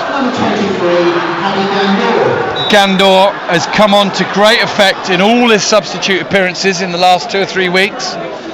He has assisted a goal in 2 of the games, and he's then come on and scored one at Gateshead, of course, to get Aldershot level at 3-3, following up Josh Barrett's free kick that hit the post. Yeah, valuable member of the Aldershot Town squad, whether starting or coming on, and any sort of tiring defence, and he will run them ragged. Little is going to take this free kick for Brackley, hangs it up towards the far post, a little knockdown towards goal, and then comes off Connor. Well, I thought Connor Hall maybe got an outstretched foot onto it, played it off of Archie Taylor. It's gone behind the Shots goal. It'll be a corner. They may yet go on to prevail with all 3 points Shots today. They've got a precious lead, but they're going to have some defending to do at times against a robust and experienced Brackley side. In it comes to the area. The referee has spotted something. A coming together between Gazdeen and Ben Jackson, and he's shown Ben Jackson a second yellow and given a penalty. Steve Gibbs. I don't think Jackson's been. I didn't realise he'd been yellow carded previously. I'm not sure that he has. It looked like a straight red to me. He had. I'm told he has been booked, but that's inexplicable for me. Clearly, the referee has seen something that I haven't, because that it's a coming together. But for it to be a penalty, okay, one thing. But for it to be a yellow card, I'm not quite sure. And now once again, Aldershot Town find themselves at a numerical disadvantage, and Brackley have a chance to equalise from the spot. Wow, things you didn't expect to see happening. What we are going to see is Brackley step up to take this penalty as we strike 65 minutes. The Shots with a precious 1-0 lead, but they've had Ben Jackson sent off. And now Brackley step up and send it into the corner. Shane Byrne makes no mistake. Dewhurst goes the right way, but he's beaten, and the Shots now find themselves down to 10 men and level at 1-1. Yeah, excellent penalty from Shane Byrne. He normally goes to the right hand side, but that one was driven right into the bottom corner. Marcus Dewhurst went the right way but couldn't get near it. And now, in adversity, the Shots have to go again, assert their quality, but Brackley now have something to hold on to, and that massed ranks of that defence. They have a man extra, and they've got all of the organisation that they've shown. Can the Shots come back again? They've proved time and again, particularly on Wednesday night at Truro, that a numerical disadvantage doesn't have to mean they're down and out. They're building an attack here, and Barrett's been dispossessed after good work from Kwame Thomas and Theo Widrington. And to have to see out the final 24 minutes of another game after doing so on Wednesday, after travelling to Gateshead and Truro, this is a big ask now for the Shots. The game they look relatively comfortable in, 11 against 11, is now all square, and they are down to 10. Brackley playing it across the back line. Tetek does well to get a foot in, but he can only divert it. And Brackley now will have their tails up. Ball down the right side. Meerholtz should get there first in front of Lowe, does well, and clears up towards halfway, where Morrison can't keep it in. It's into touch. Throw into Aldershot, 5 yards inside their own half. Yeah, Ben Jackson was indeed booked in the 20th minute, the first yellow card of the game. We completely missed it. Apologies, listeners. So we were rather dumbfounded when A penalty was given, and B, a second yellow. Here's Archie Taylor taking the ball beautifully in his stride again. Goes back to Tetek. Tetek with the ball down the right side. Oh, that's brilliant. Into the penalty area. Josh Barrett. Oh, he tries an attempt. It's quickly blocked by Morgan Roberts, and it's a corner. Wonderful ball and wonderfully taken, and Barrett's not happy with something, I don't know what, but well defended by Brackley. Corner to shots. Yeah, really good play. Tetek been outstanding this afternoon, and that was an excellent ball, and Barrett for a second thought he was in, getting ready to pull the trigger and fire a shot on goal, but in the end, yeah, Morgan Roberts had done his defensive diligence and tracked back the two number 10s in direct combat. Barrett takes the corner, it's deep. In it comes and clutched by the goalkeeper, thank you Steve. Unopposed, he falls to the ground. Still a little bit of late afternoon, early evening sunshine here, but the floodlights are burning more brightly now. Interesting situation, stick or twist, and we know what Tommy Widrington does in these situations. He twists every time. Oh, yeah. He'll still keep two up top, that's for sure. But Barrett will be deeper. He's fouled on halfway here by Shane Byrne, and the referee gives nothing more than a free kick. But Byrne is on a yellow card as well, and the referee's doing him a favour by not listening to his protestations.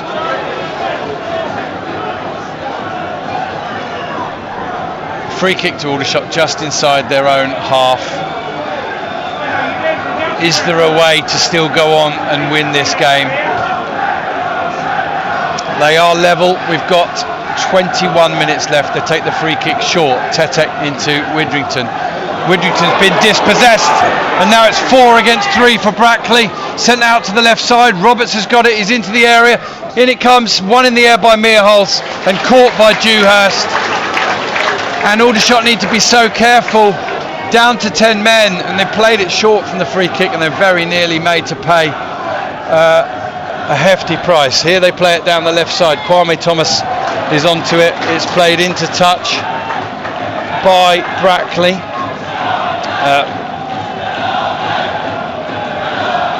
By Morrison. Taken by Hill, the throw. Tetek gets it back. Hill goes down, and he wins a free kick. Gav Cowan is hopping mad, literally, in front of us. Then as a subsequent conversation with Ryan Hill, Aldershot have the free kick, and this time they will elect to send the ball into the penalty area. Connor Hall's complaining that the free kick's not been taken from the right place, or not being positioned in the right place. If you've joined us late, Aldershot 1-0 up and looking pretty much on course for a win. All of a sudden, second yellow for Ben Jackson, penalty given against him. Byrne converts 1-1. Here's the free kick from Aldershot, cleared away once again. First contact from Brackley from Matt Lowe. Into touch though, finds Taylor, takes it, finds Hadi Gandor. Gandor goes back to Taylor. Taylor back to Meerholz. Meerholz inside to Tetek. Tetek to Gandor, and Gandor back to Meerholz into the 71st minute, or we're well into it. Ball into Theo Widrington, turns it immediately around the corner, being chased by Barrett. Can he keep it in play? He can. He hooks it back in, headed away by Brackley, and very nearly straight at Tetek, but he gets a foot on it and finds Archie Taylor. Taylor down the right side, ball into Gandor, sharp turn on the edge of the penalty area, foot in from Brackley, wins possession, and they clear up towards halfway. Aldershot are going to be so prone to the counter-attack on the transition, but here's the ball spread out to the far side, and Hill goes to ground, wins it really well, and then he's fouled from behind. Ryan Hill positioning himself well, working so hard for the team, and then Theo Widrington takes the free kick. Connor Hall's in the way. In the old days, that was always a yellow card. The referee having shown 6 or 7 today, probably doesn't want to show it, and doesn't. Widrington complains, Theo, and Meerholz will eventually take this free kick to the back line. headed up and away by Morrison, on by Bailey Hobson, flicked up with his heel by Widrington. Ball bounces down into the path of Tetek. Tetek plays it to Gandor on the edge of the area, looks to do a return pass. He can't find his teammate, but Gandor is almost onto it. Bailey Hobson has the ball. He looks to play it up to the back line. Early jump from the Aldershot player. Claridge does really well. Taylor tidies up, finds Meerholtz. Meerholtz finds Hill to Meerholtz, and now Theo Widrington, Aldershot player, inside left channel up to Gandor, takes it nicely, turns his man. Oh, he's wrong-footed him, and he's now going up against Morrison, making his way to the byline, tries to get the ball in. Excellent stuff from Hadi Gandor. He's won the corner for shots yet again, coming on and getting straight to the level of the game. Absolutely, yeah. He brings that energy, that impetus, that drive, and yeah, did really, really well. Corner then to the shots at the East Bank end, 1-1, but they're down to 10 men. Again, Barrett, right-footed in swinger towards the far post. Archie Taylor might get up, he heads towards goal, but it's straight into the gloves of Johnny Maxted. 1-1, 73 minutes gone. Huge clearance from Maxted, one in the air by Shane Byrne, and Archie Taylor's quickly onto that. He'll show good footwork to escape the onrushing Morgan Roberts and sends it forward to Ryan Hill, who's very central and deep at the moment still from that corner. Tetek to Meerholtz inside to Kwame Thomas, holds it up. Aldershot still. Tetek slips, and the ball's been picked up by Lowe. Brackley with the counter-attack, down the right-hand side to Hobson. Hobson sends it into the far post. Roberts looks to head it back inside. Theo Widrington's well positioned to clear forward. It's picked up by Shane Byrne. He's been shut down by Gandor, but he manages to find Calder. Calder running to the edge of the penalty area, tries to get his cross in. It's cut out by Archie Taylor. And it's a corner to the visitors. We've got 16 minutes left. It's 1-1, the shots down to 10 men, Steve Gibbs. Yeah, Brackley are sensing that not only could they get a point from this game, might they actually get something more, showing increasing attacking intent and also increasing attacking dividends as well. Now both sides are ready to make a substitution. Before that substitution, the corner will be taken. 1-1, shots down to 10. It's played short and then back, and then the cross comes in. A little flick towards goal, followed up. Archie Taylor gets his foot on it just before Morgan Roberts, and then I think Ryan Hill goes down. He's taken it in his face, has he? And a free kick has been given for Aldershot. Let's just see what's happened there, Steve. I'm not quite sure what the referee signalled. He's had a decent. He says that Ryan Hill's got to get some treatment. I think some blood may have been drawn to his face. It will restart with an Aldershot free kick. Will it? I mean, looking at the way the Brackley players are positioned, I think they're just questioning, a lot of them, what the reason is for the free kick. They're going to bring on Scott Pollock, and Aldershot are going to bring on Ryan Jones. And it looks like James Henry as well. Yeah, James Henry. He's partly giving the coaching instructions to Ryan Jones and preparing himself to come on as well. Yeah, and I think the two players also came on late in that game at Truro when the shots were also reduced. Connor Hall goes off to be replaced by Scott Pollock. Yeah, that's a midfielder for a striker. Although Pollock can play in a more attacking midfield role, but it does look like he has kind of gone up front alongside Lowe, but is more of an attacking midfielder. Interestingly, Ryan Hill came to the side for some water and has been allowed back on, so maybe if you don't get treatment but you just go and get something at the side, you are able to carry on. He carries on now, he heads the ball forward, it's headed back by Byrne. Theo Widrington arrives a little bit late there, and the two players clash heads, and the physios of both teams rush on. I think he just slightly mistimed the jump, Theo Widrington.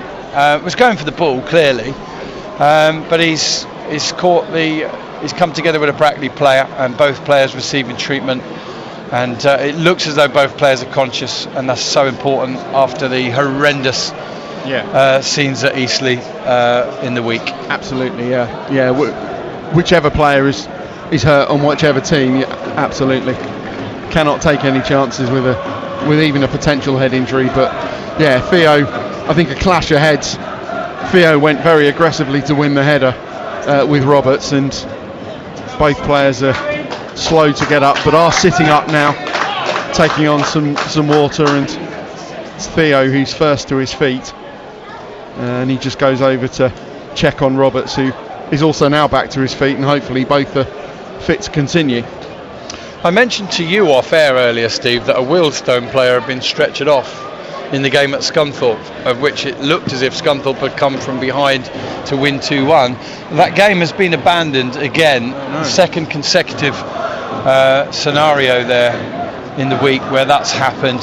Delighted to say that both the Brackley and the Aldershot Town players here are okay after that coming together, and the referee, I think sensibly, hasn't given any more than a free kick to Brackley. James Henry still waits to come on, so too does Ryan Jones.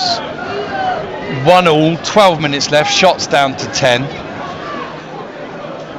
But we know from recent history that doesn't necessarily affect their desire to go on and take what they can from a game. On Wednesday it was a point ultimately in a hugely adverse situation, finishing the game with 9 players at 8 effectively, because Will Morrison was completely unable to barely walk actually, let alone run. Goal kick now to Aldershot as Brackley have overplayed on the right hand side. Widdrington and Morgan Roberts come back on, none the worse for wear. That's great to see.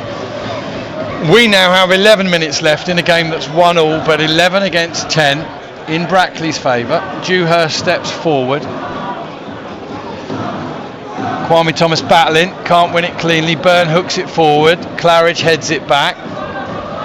Brackley win it in the air again, but only as far as Hill. Hill gets the ball under control, shows it one way then the other, thinks about a return pass to his goalkeeper, then doesn't, then does. Goes back to Dewhurst, and Dewhurst kicks long and into touch, and Aldershot now, with a throw-in for Brackley on around about the halfway mark, can make a double substitution. First of all, Ryan Hill is coming off to be replaced by Ryan Jones.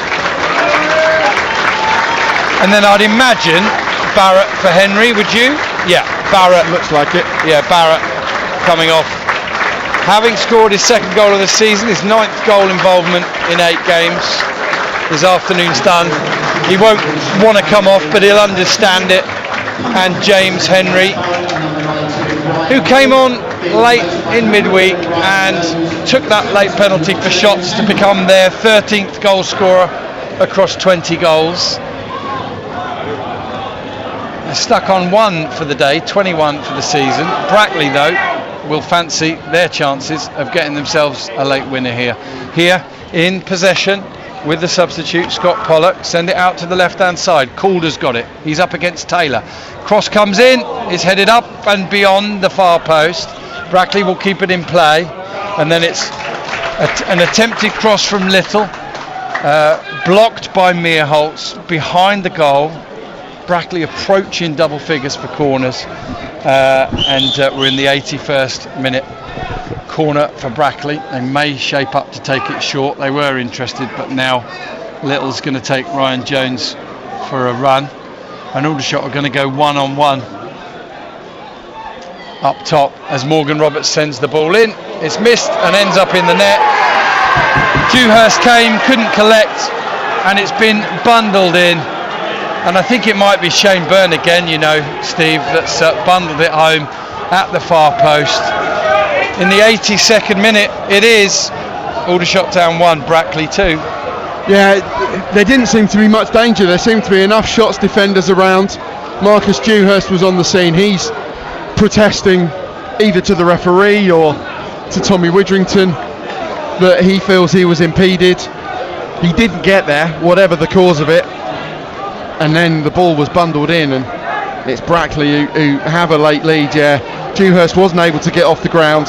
The ball squirted beyond the near post to the far, and it's Lowe who's claiming it, bundling it in on the line ahead of the defender. A sloppy goal for the Shots to concede, but Matt Lowe with the goal, not Shane Byrne. Yeah, Brackley have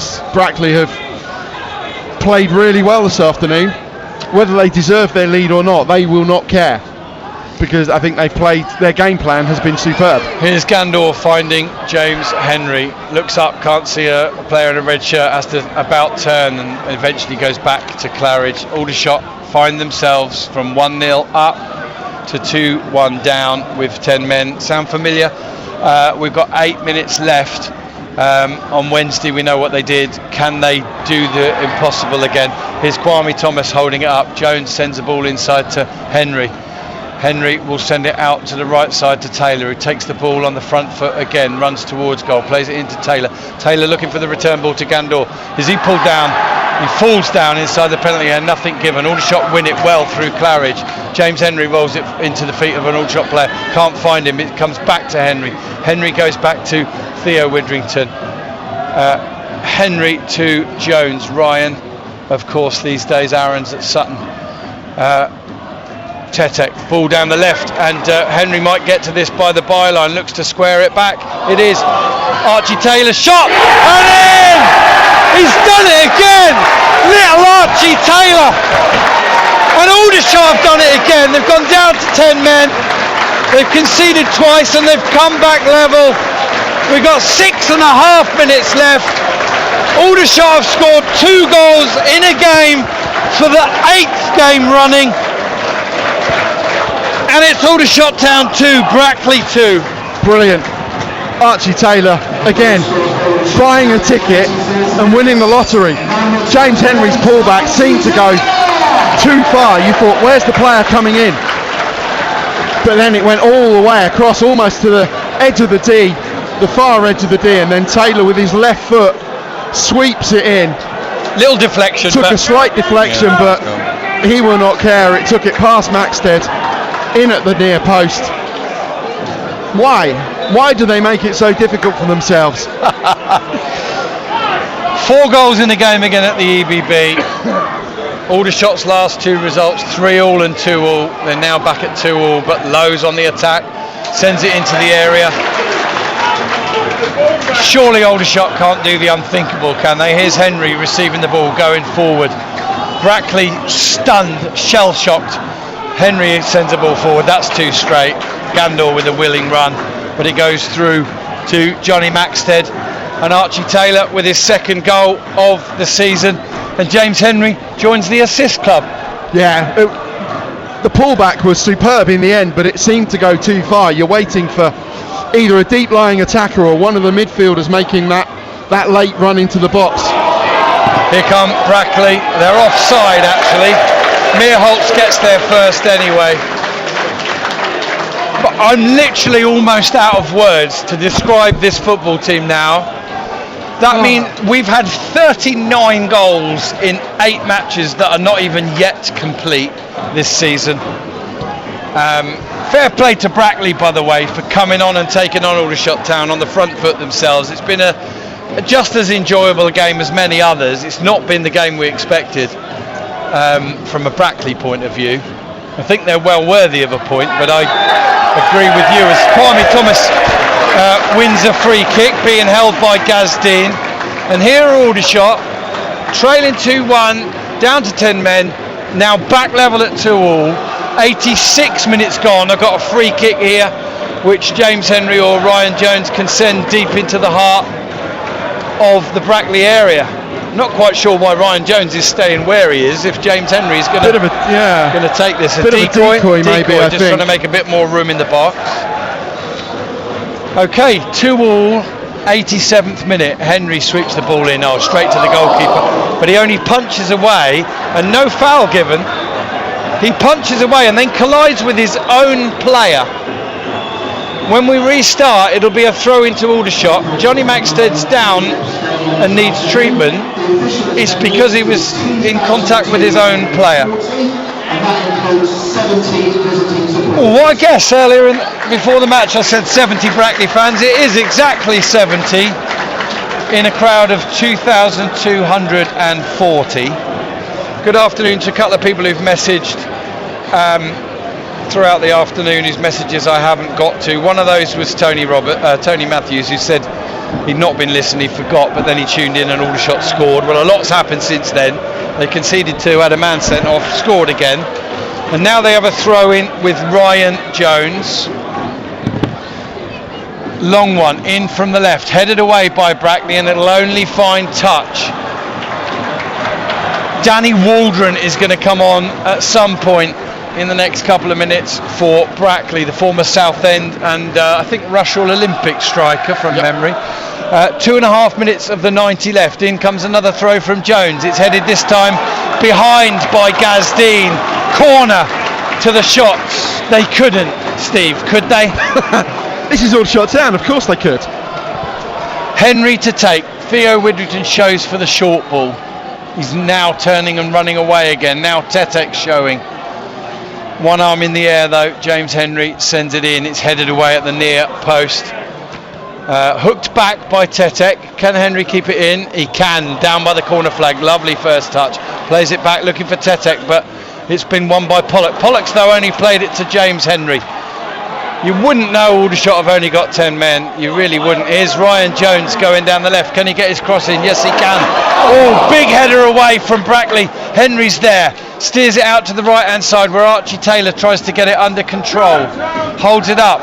Ball round the corner to Gandor. He's having his shirt pulled, but keeps possession. Turns one way, then the other. Goes back to Taylor. Taylor's on the touchline. Tight for space. Plays it inside to Gandor, touches it for Henry. Henry down the right, looks to get the cross in, cut behind, another corner to the shots. What wonderful entertainment, what crazy drama. 2-2. Henry to take the corner.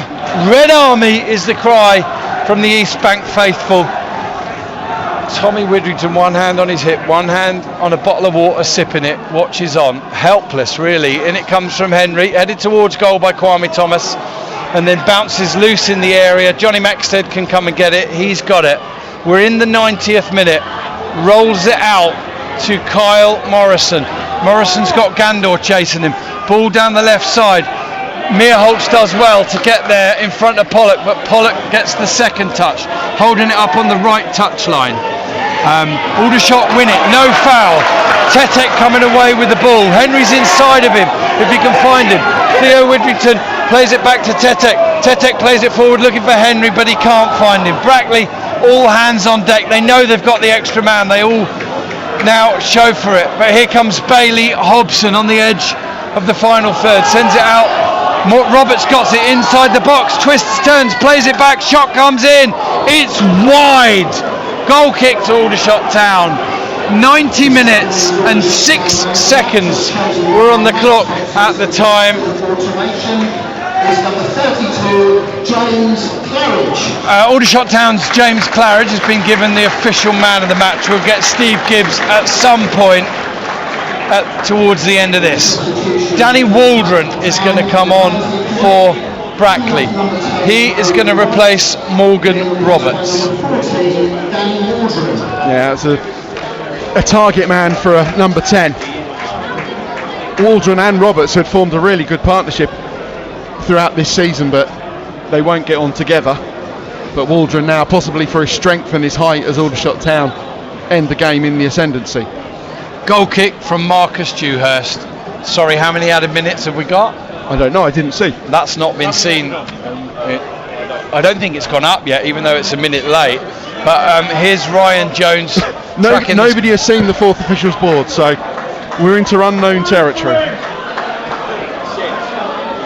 And he doesn't even seem to have the board in his hand. Someone is saying 6. Okay, thank you very much. Cheers. Okay, we are a minute and a half into a minimum of 6 added minutes. Shots have got 2 goals and 10 men. Brackley have got 2 goals and 11 men. Aldershot Town have equalled a club record of scoring in the first 8 games of the season. in their inaugural season, I'm told, 1992.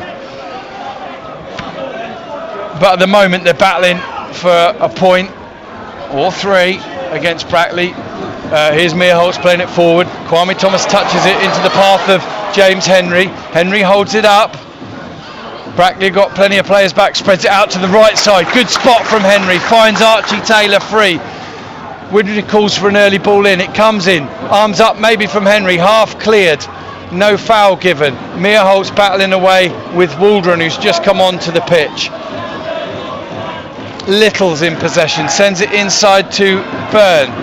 Byrne gives it back to him. Little sends it down the right side.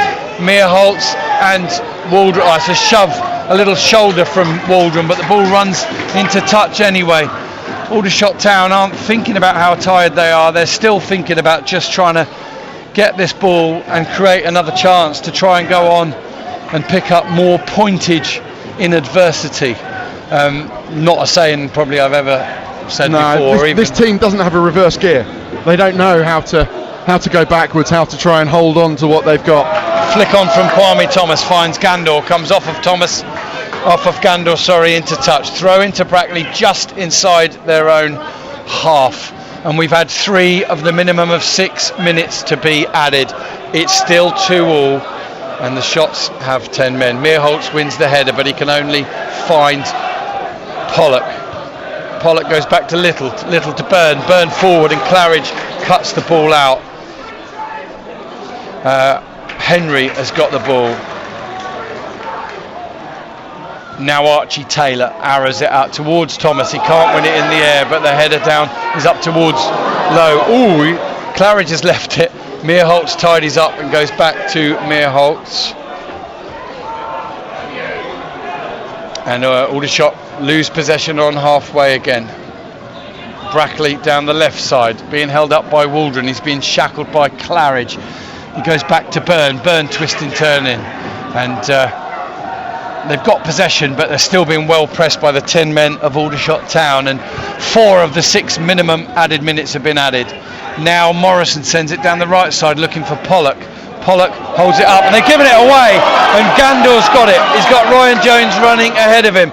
He sends it into Tetek to Kwame Thomas, just on the edge of the area, threads it back across again, and Tetek into the path of Archie Taylor, who then loses it but runs where the ball goes to, and then he's fouled, and into the final 90 seconds of time added on, Aldershot Town have got a free kick halfway between the penalty area and the touchline, about 10 yards or so out from goal. Well done Archie Taylor. He quickly realised he wasn't going to get that, and he ran to where the ball was going. Such intelligence. Yeah, Aldershot Town so very nearly messed that up.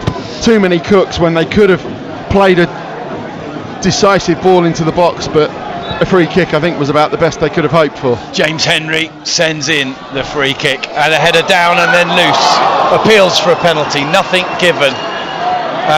Pretty desperate ones, I think. Then a ball bowled forward towards Meerholtz. He just volleys it back to the other end, touched on by Widrington. Kwame Thomas sticks out a foot but can't win it. Ball up now towards Brackley there. Low is pulled down from behind by Meerholtz. Free kick to Brackley. Aldershot with some very tired bodies. Kwame Thomas starts the slow jog back. Brackley send it inside through Byrne to Calder. We are into the final 20 seconds of a minimum of 6 to be added. 2-2, shots down to 10. Brackley send it out to the right side. Little chests it down, looks to send it in. Tetek should get onto it. He clears it, or he plays it back to Ryan Jones. Jones finds Tetek. Tetek carries on his run. He's bundled off the ball. No foul, says the referee. Bailey Hobson picks the ball up. He's going to square it across, and it's parried away, headed back towards goal, and then caught by Dewhurst. A double save. The second one was really only collecting the ball. Time is up. Dewhurst kicks forward. Aldershot battle for it. Ryan Jones onto the ball on halfway. Still they come forward. Gandor up against Morrison. Gandor to the byline, tries to get the cross in, does.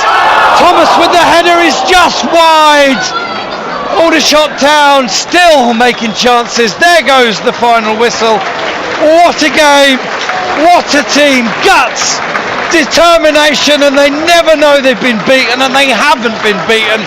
They've got a 5th game unbeaten, their 3rd consecutive score draw. Aldershot Town 2, Brackley 2 with 10 men. Steve Gibbs. The point barely seems sufficient for either team really in the circumstances.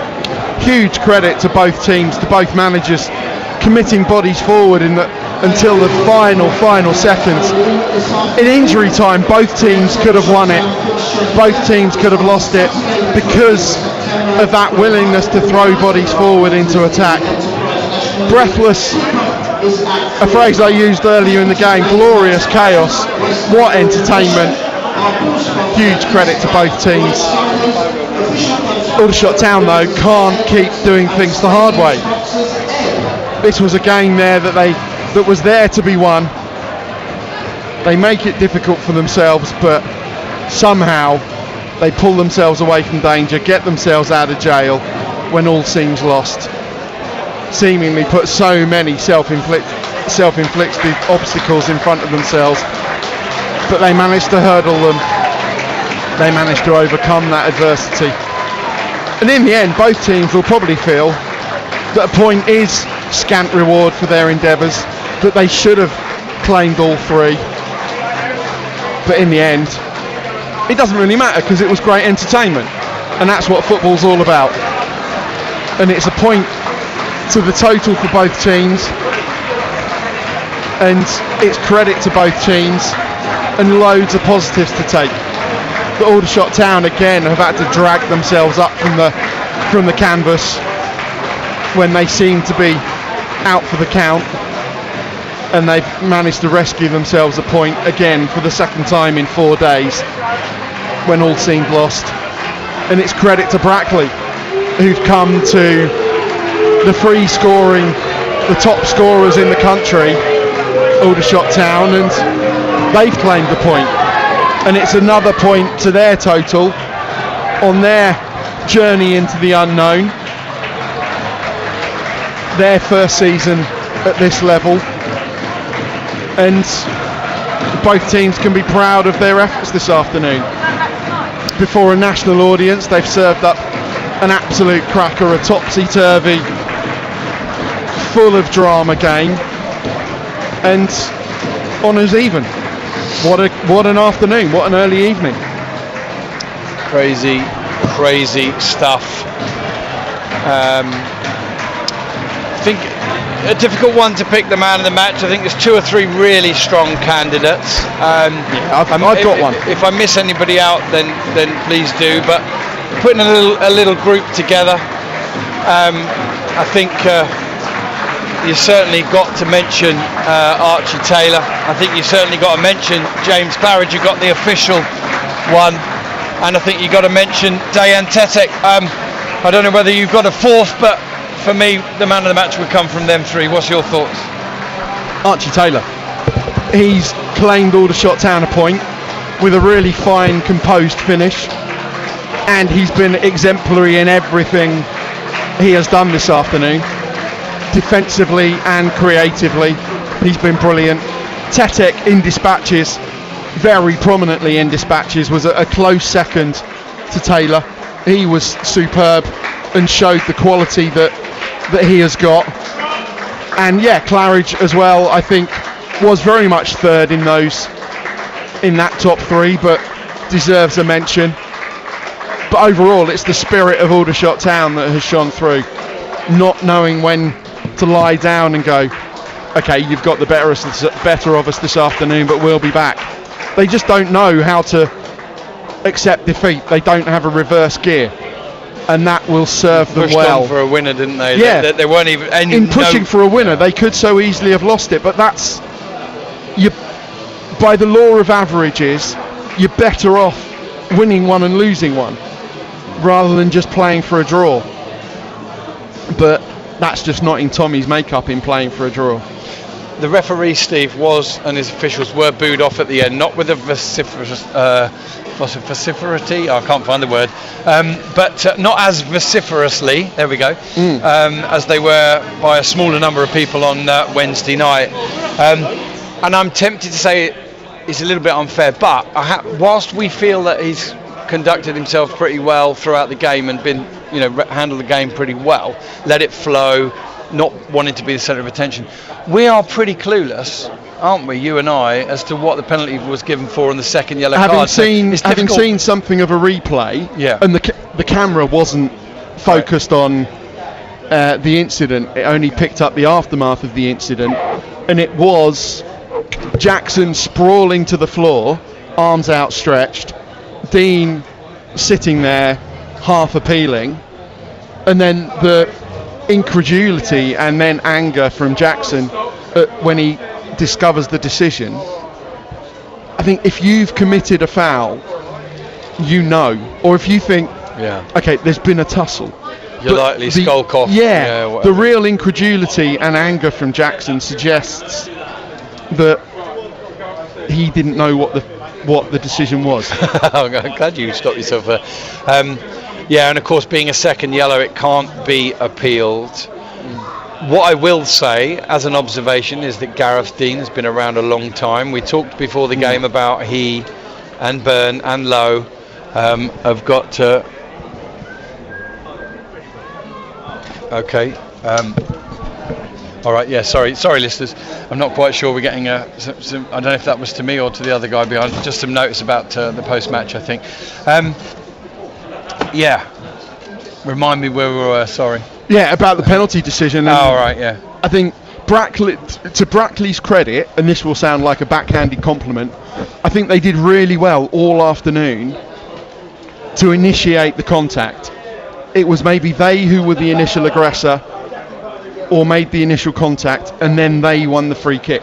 I think they did that really, really well all afternoon, and that's probably another example in winning the penalty, where there's been contact and they've done really well to appear the wronged party. That's what I was going to say. I was talking about Gareth Dean, wasn't he? Very cute, very clever. We talked about it pre-match, how the Nelson experience of those players in particular. There was at least 3 or 4 occasions today where players in tussles with Gareth Dean looked absolutely gobsmacked as to why fouls had been given, and I just think he knows how to handle himself in those situations. Very cute, very clever. And it is what it is. Aldershot will pick through how they could have won that game. It's pretty obvious how they could have lost it too. I've just been asked in a message by somebody how many red cards is that, and I replied 4, and then I corrected myself and said no, it's 3, because obviously Dewhurst has been rescinded. But in terms of while they're out there playing, it's 4, isn't it? They've had to finish on Thursday. It is, however, yes, Marcus's was rescinded. This afternoon's the veracity of it, we don't yet know, because even with television help, we can't see what the incident was. All I'm going on is Ben Jackson's what looked like a pretty honest reaction of, what happened, ref? I didn't do anything. And yes, he might be a good actor. Yes, he might have committed a foul and not really known about it, but the real honest reaction on his face suggested that it maybe wasn't a foul. But again, Aldershot Town have dug themselves into a hole, and they've somehow pulled themselves out of it, or partially pulled themselves out of it. And that spirit over the course of the season will earn them more points than it will lose them. And that is great credit to the players and to the management. Excellent. Thank you very much, Steve. We'll let you get on and finish your match report for the non-league paper. Aldershot, try and make sense of it all. Aldershot and Brackley both have 9 points now. The Shots, due to that better goal difference, +5, are in 13th place. For perspective, that is 3 points off of the playoffs and 3 points clear of the bottom 4. Post-match to come, hopefully from Tommy Widgington. It would be good to speak to him. I think it's, for one reason or another, and different reasons, it's been Hugo Langton for the last 3 games, but we'll try and get post-match from him and from one of the Aldershot Town players. Look out for that on BBC Surrey Twitter feed. But other than that, we are going to I'll give it a couple of minutes, listeners. I'll give it a couple of minutes to see if any member of the Aldershot Town management team comes up. If not, I'm going to pack up the equipment and get it on my phone.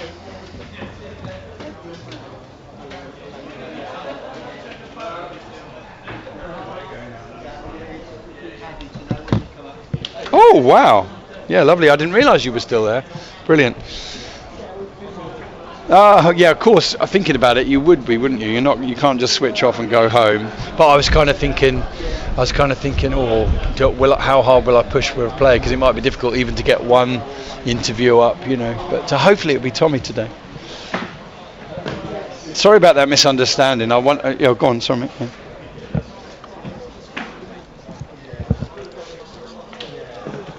And it's so similar. Yeah, that's it. Yeah. Hopefully Tommy comes today, but we'll see.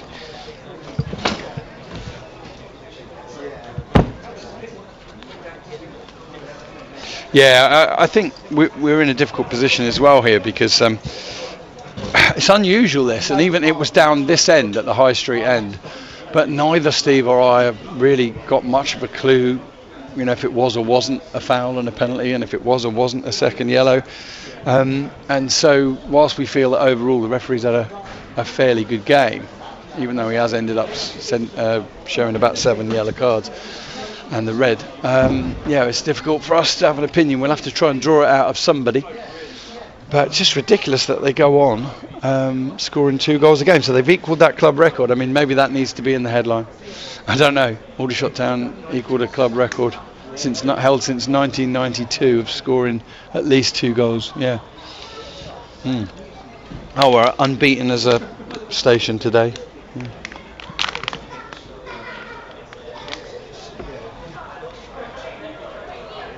All right.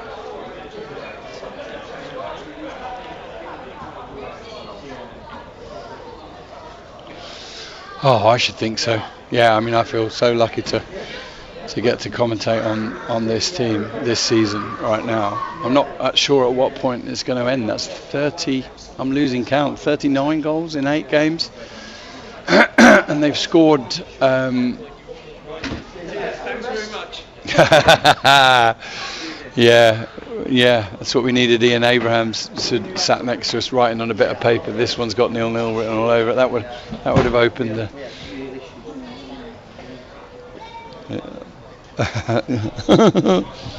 Yeah, it wasn't what we expected today, to be fair. We thought Brackley might come and sit in and just try and hit us on the break, but no, they were as on the front foot as Aldershot were, so fair play to him for that. Right, I'll stand by. I'll keep the line open so you can get Tommy or Hugo on the rot. I can tell you Hugo is doing the DAZN one right now, so I'd imagine it's going to be Hugo. I don't think you'll need to rewrite your piece.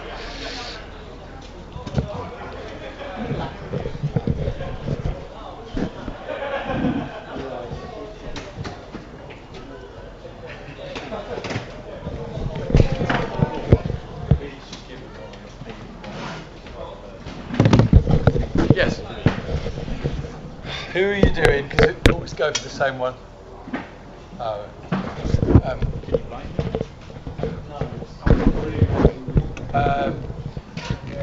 Hang on one sec. Just give me 10 seconds. Andrew, what have we got coming up? How badly do you need a player, or should we just get management?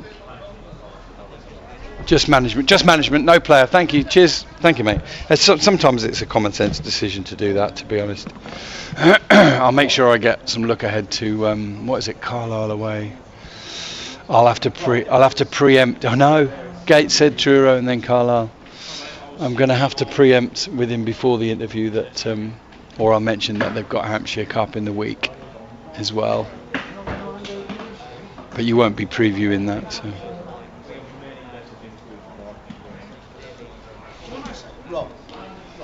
Just one sec. No, that's why I'll speak to him before we do it. Yeah, I'll speak to him before we do it. That's fine. Okay, Sorry, mate.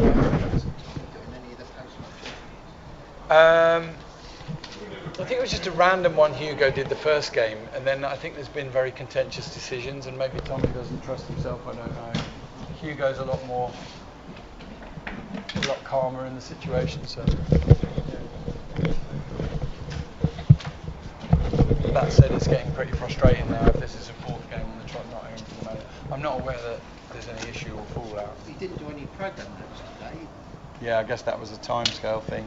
Maybe missed the deadline, I'm not sure.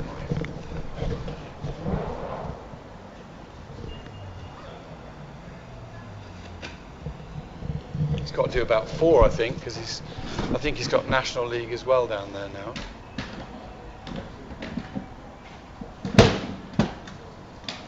Unless Steve's cracking on and doing it.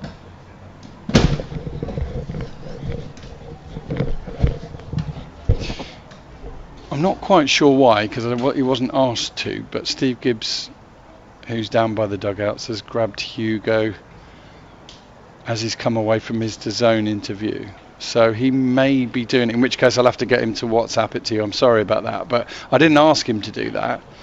And maybe there's a reason why. I don't know if Hugo's got to get away or something and he's down there and they've just agreed. I'm not precious about it, but he may or may not be coming up to the point. Steve would normally just get a quote for the non-league paper. That's his responsibility, but I shall let you know as soon as possible. Obviously, if that is it, then I'll get Steve to send it straight over.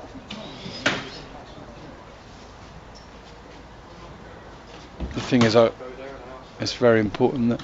Have you any idea why Steve started an interview? I didn't ask him to do the BBC one. Okay, maybe he wants to do his own one today, just to mean that Hugo's got like 5 to do or something. But he doesn't normally do that. He normally tags on to yours or mine, doesn't he? Okay. See you, mate.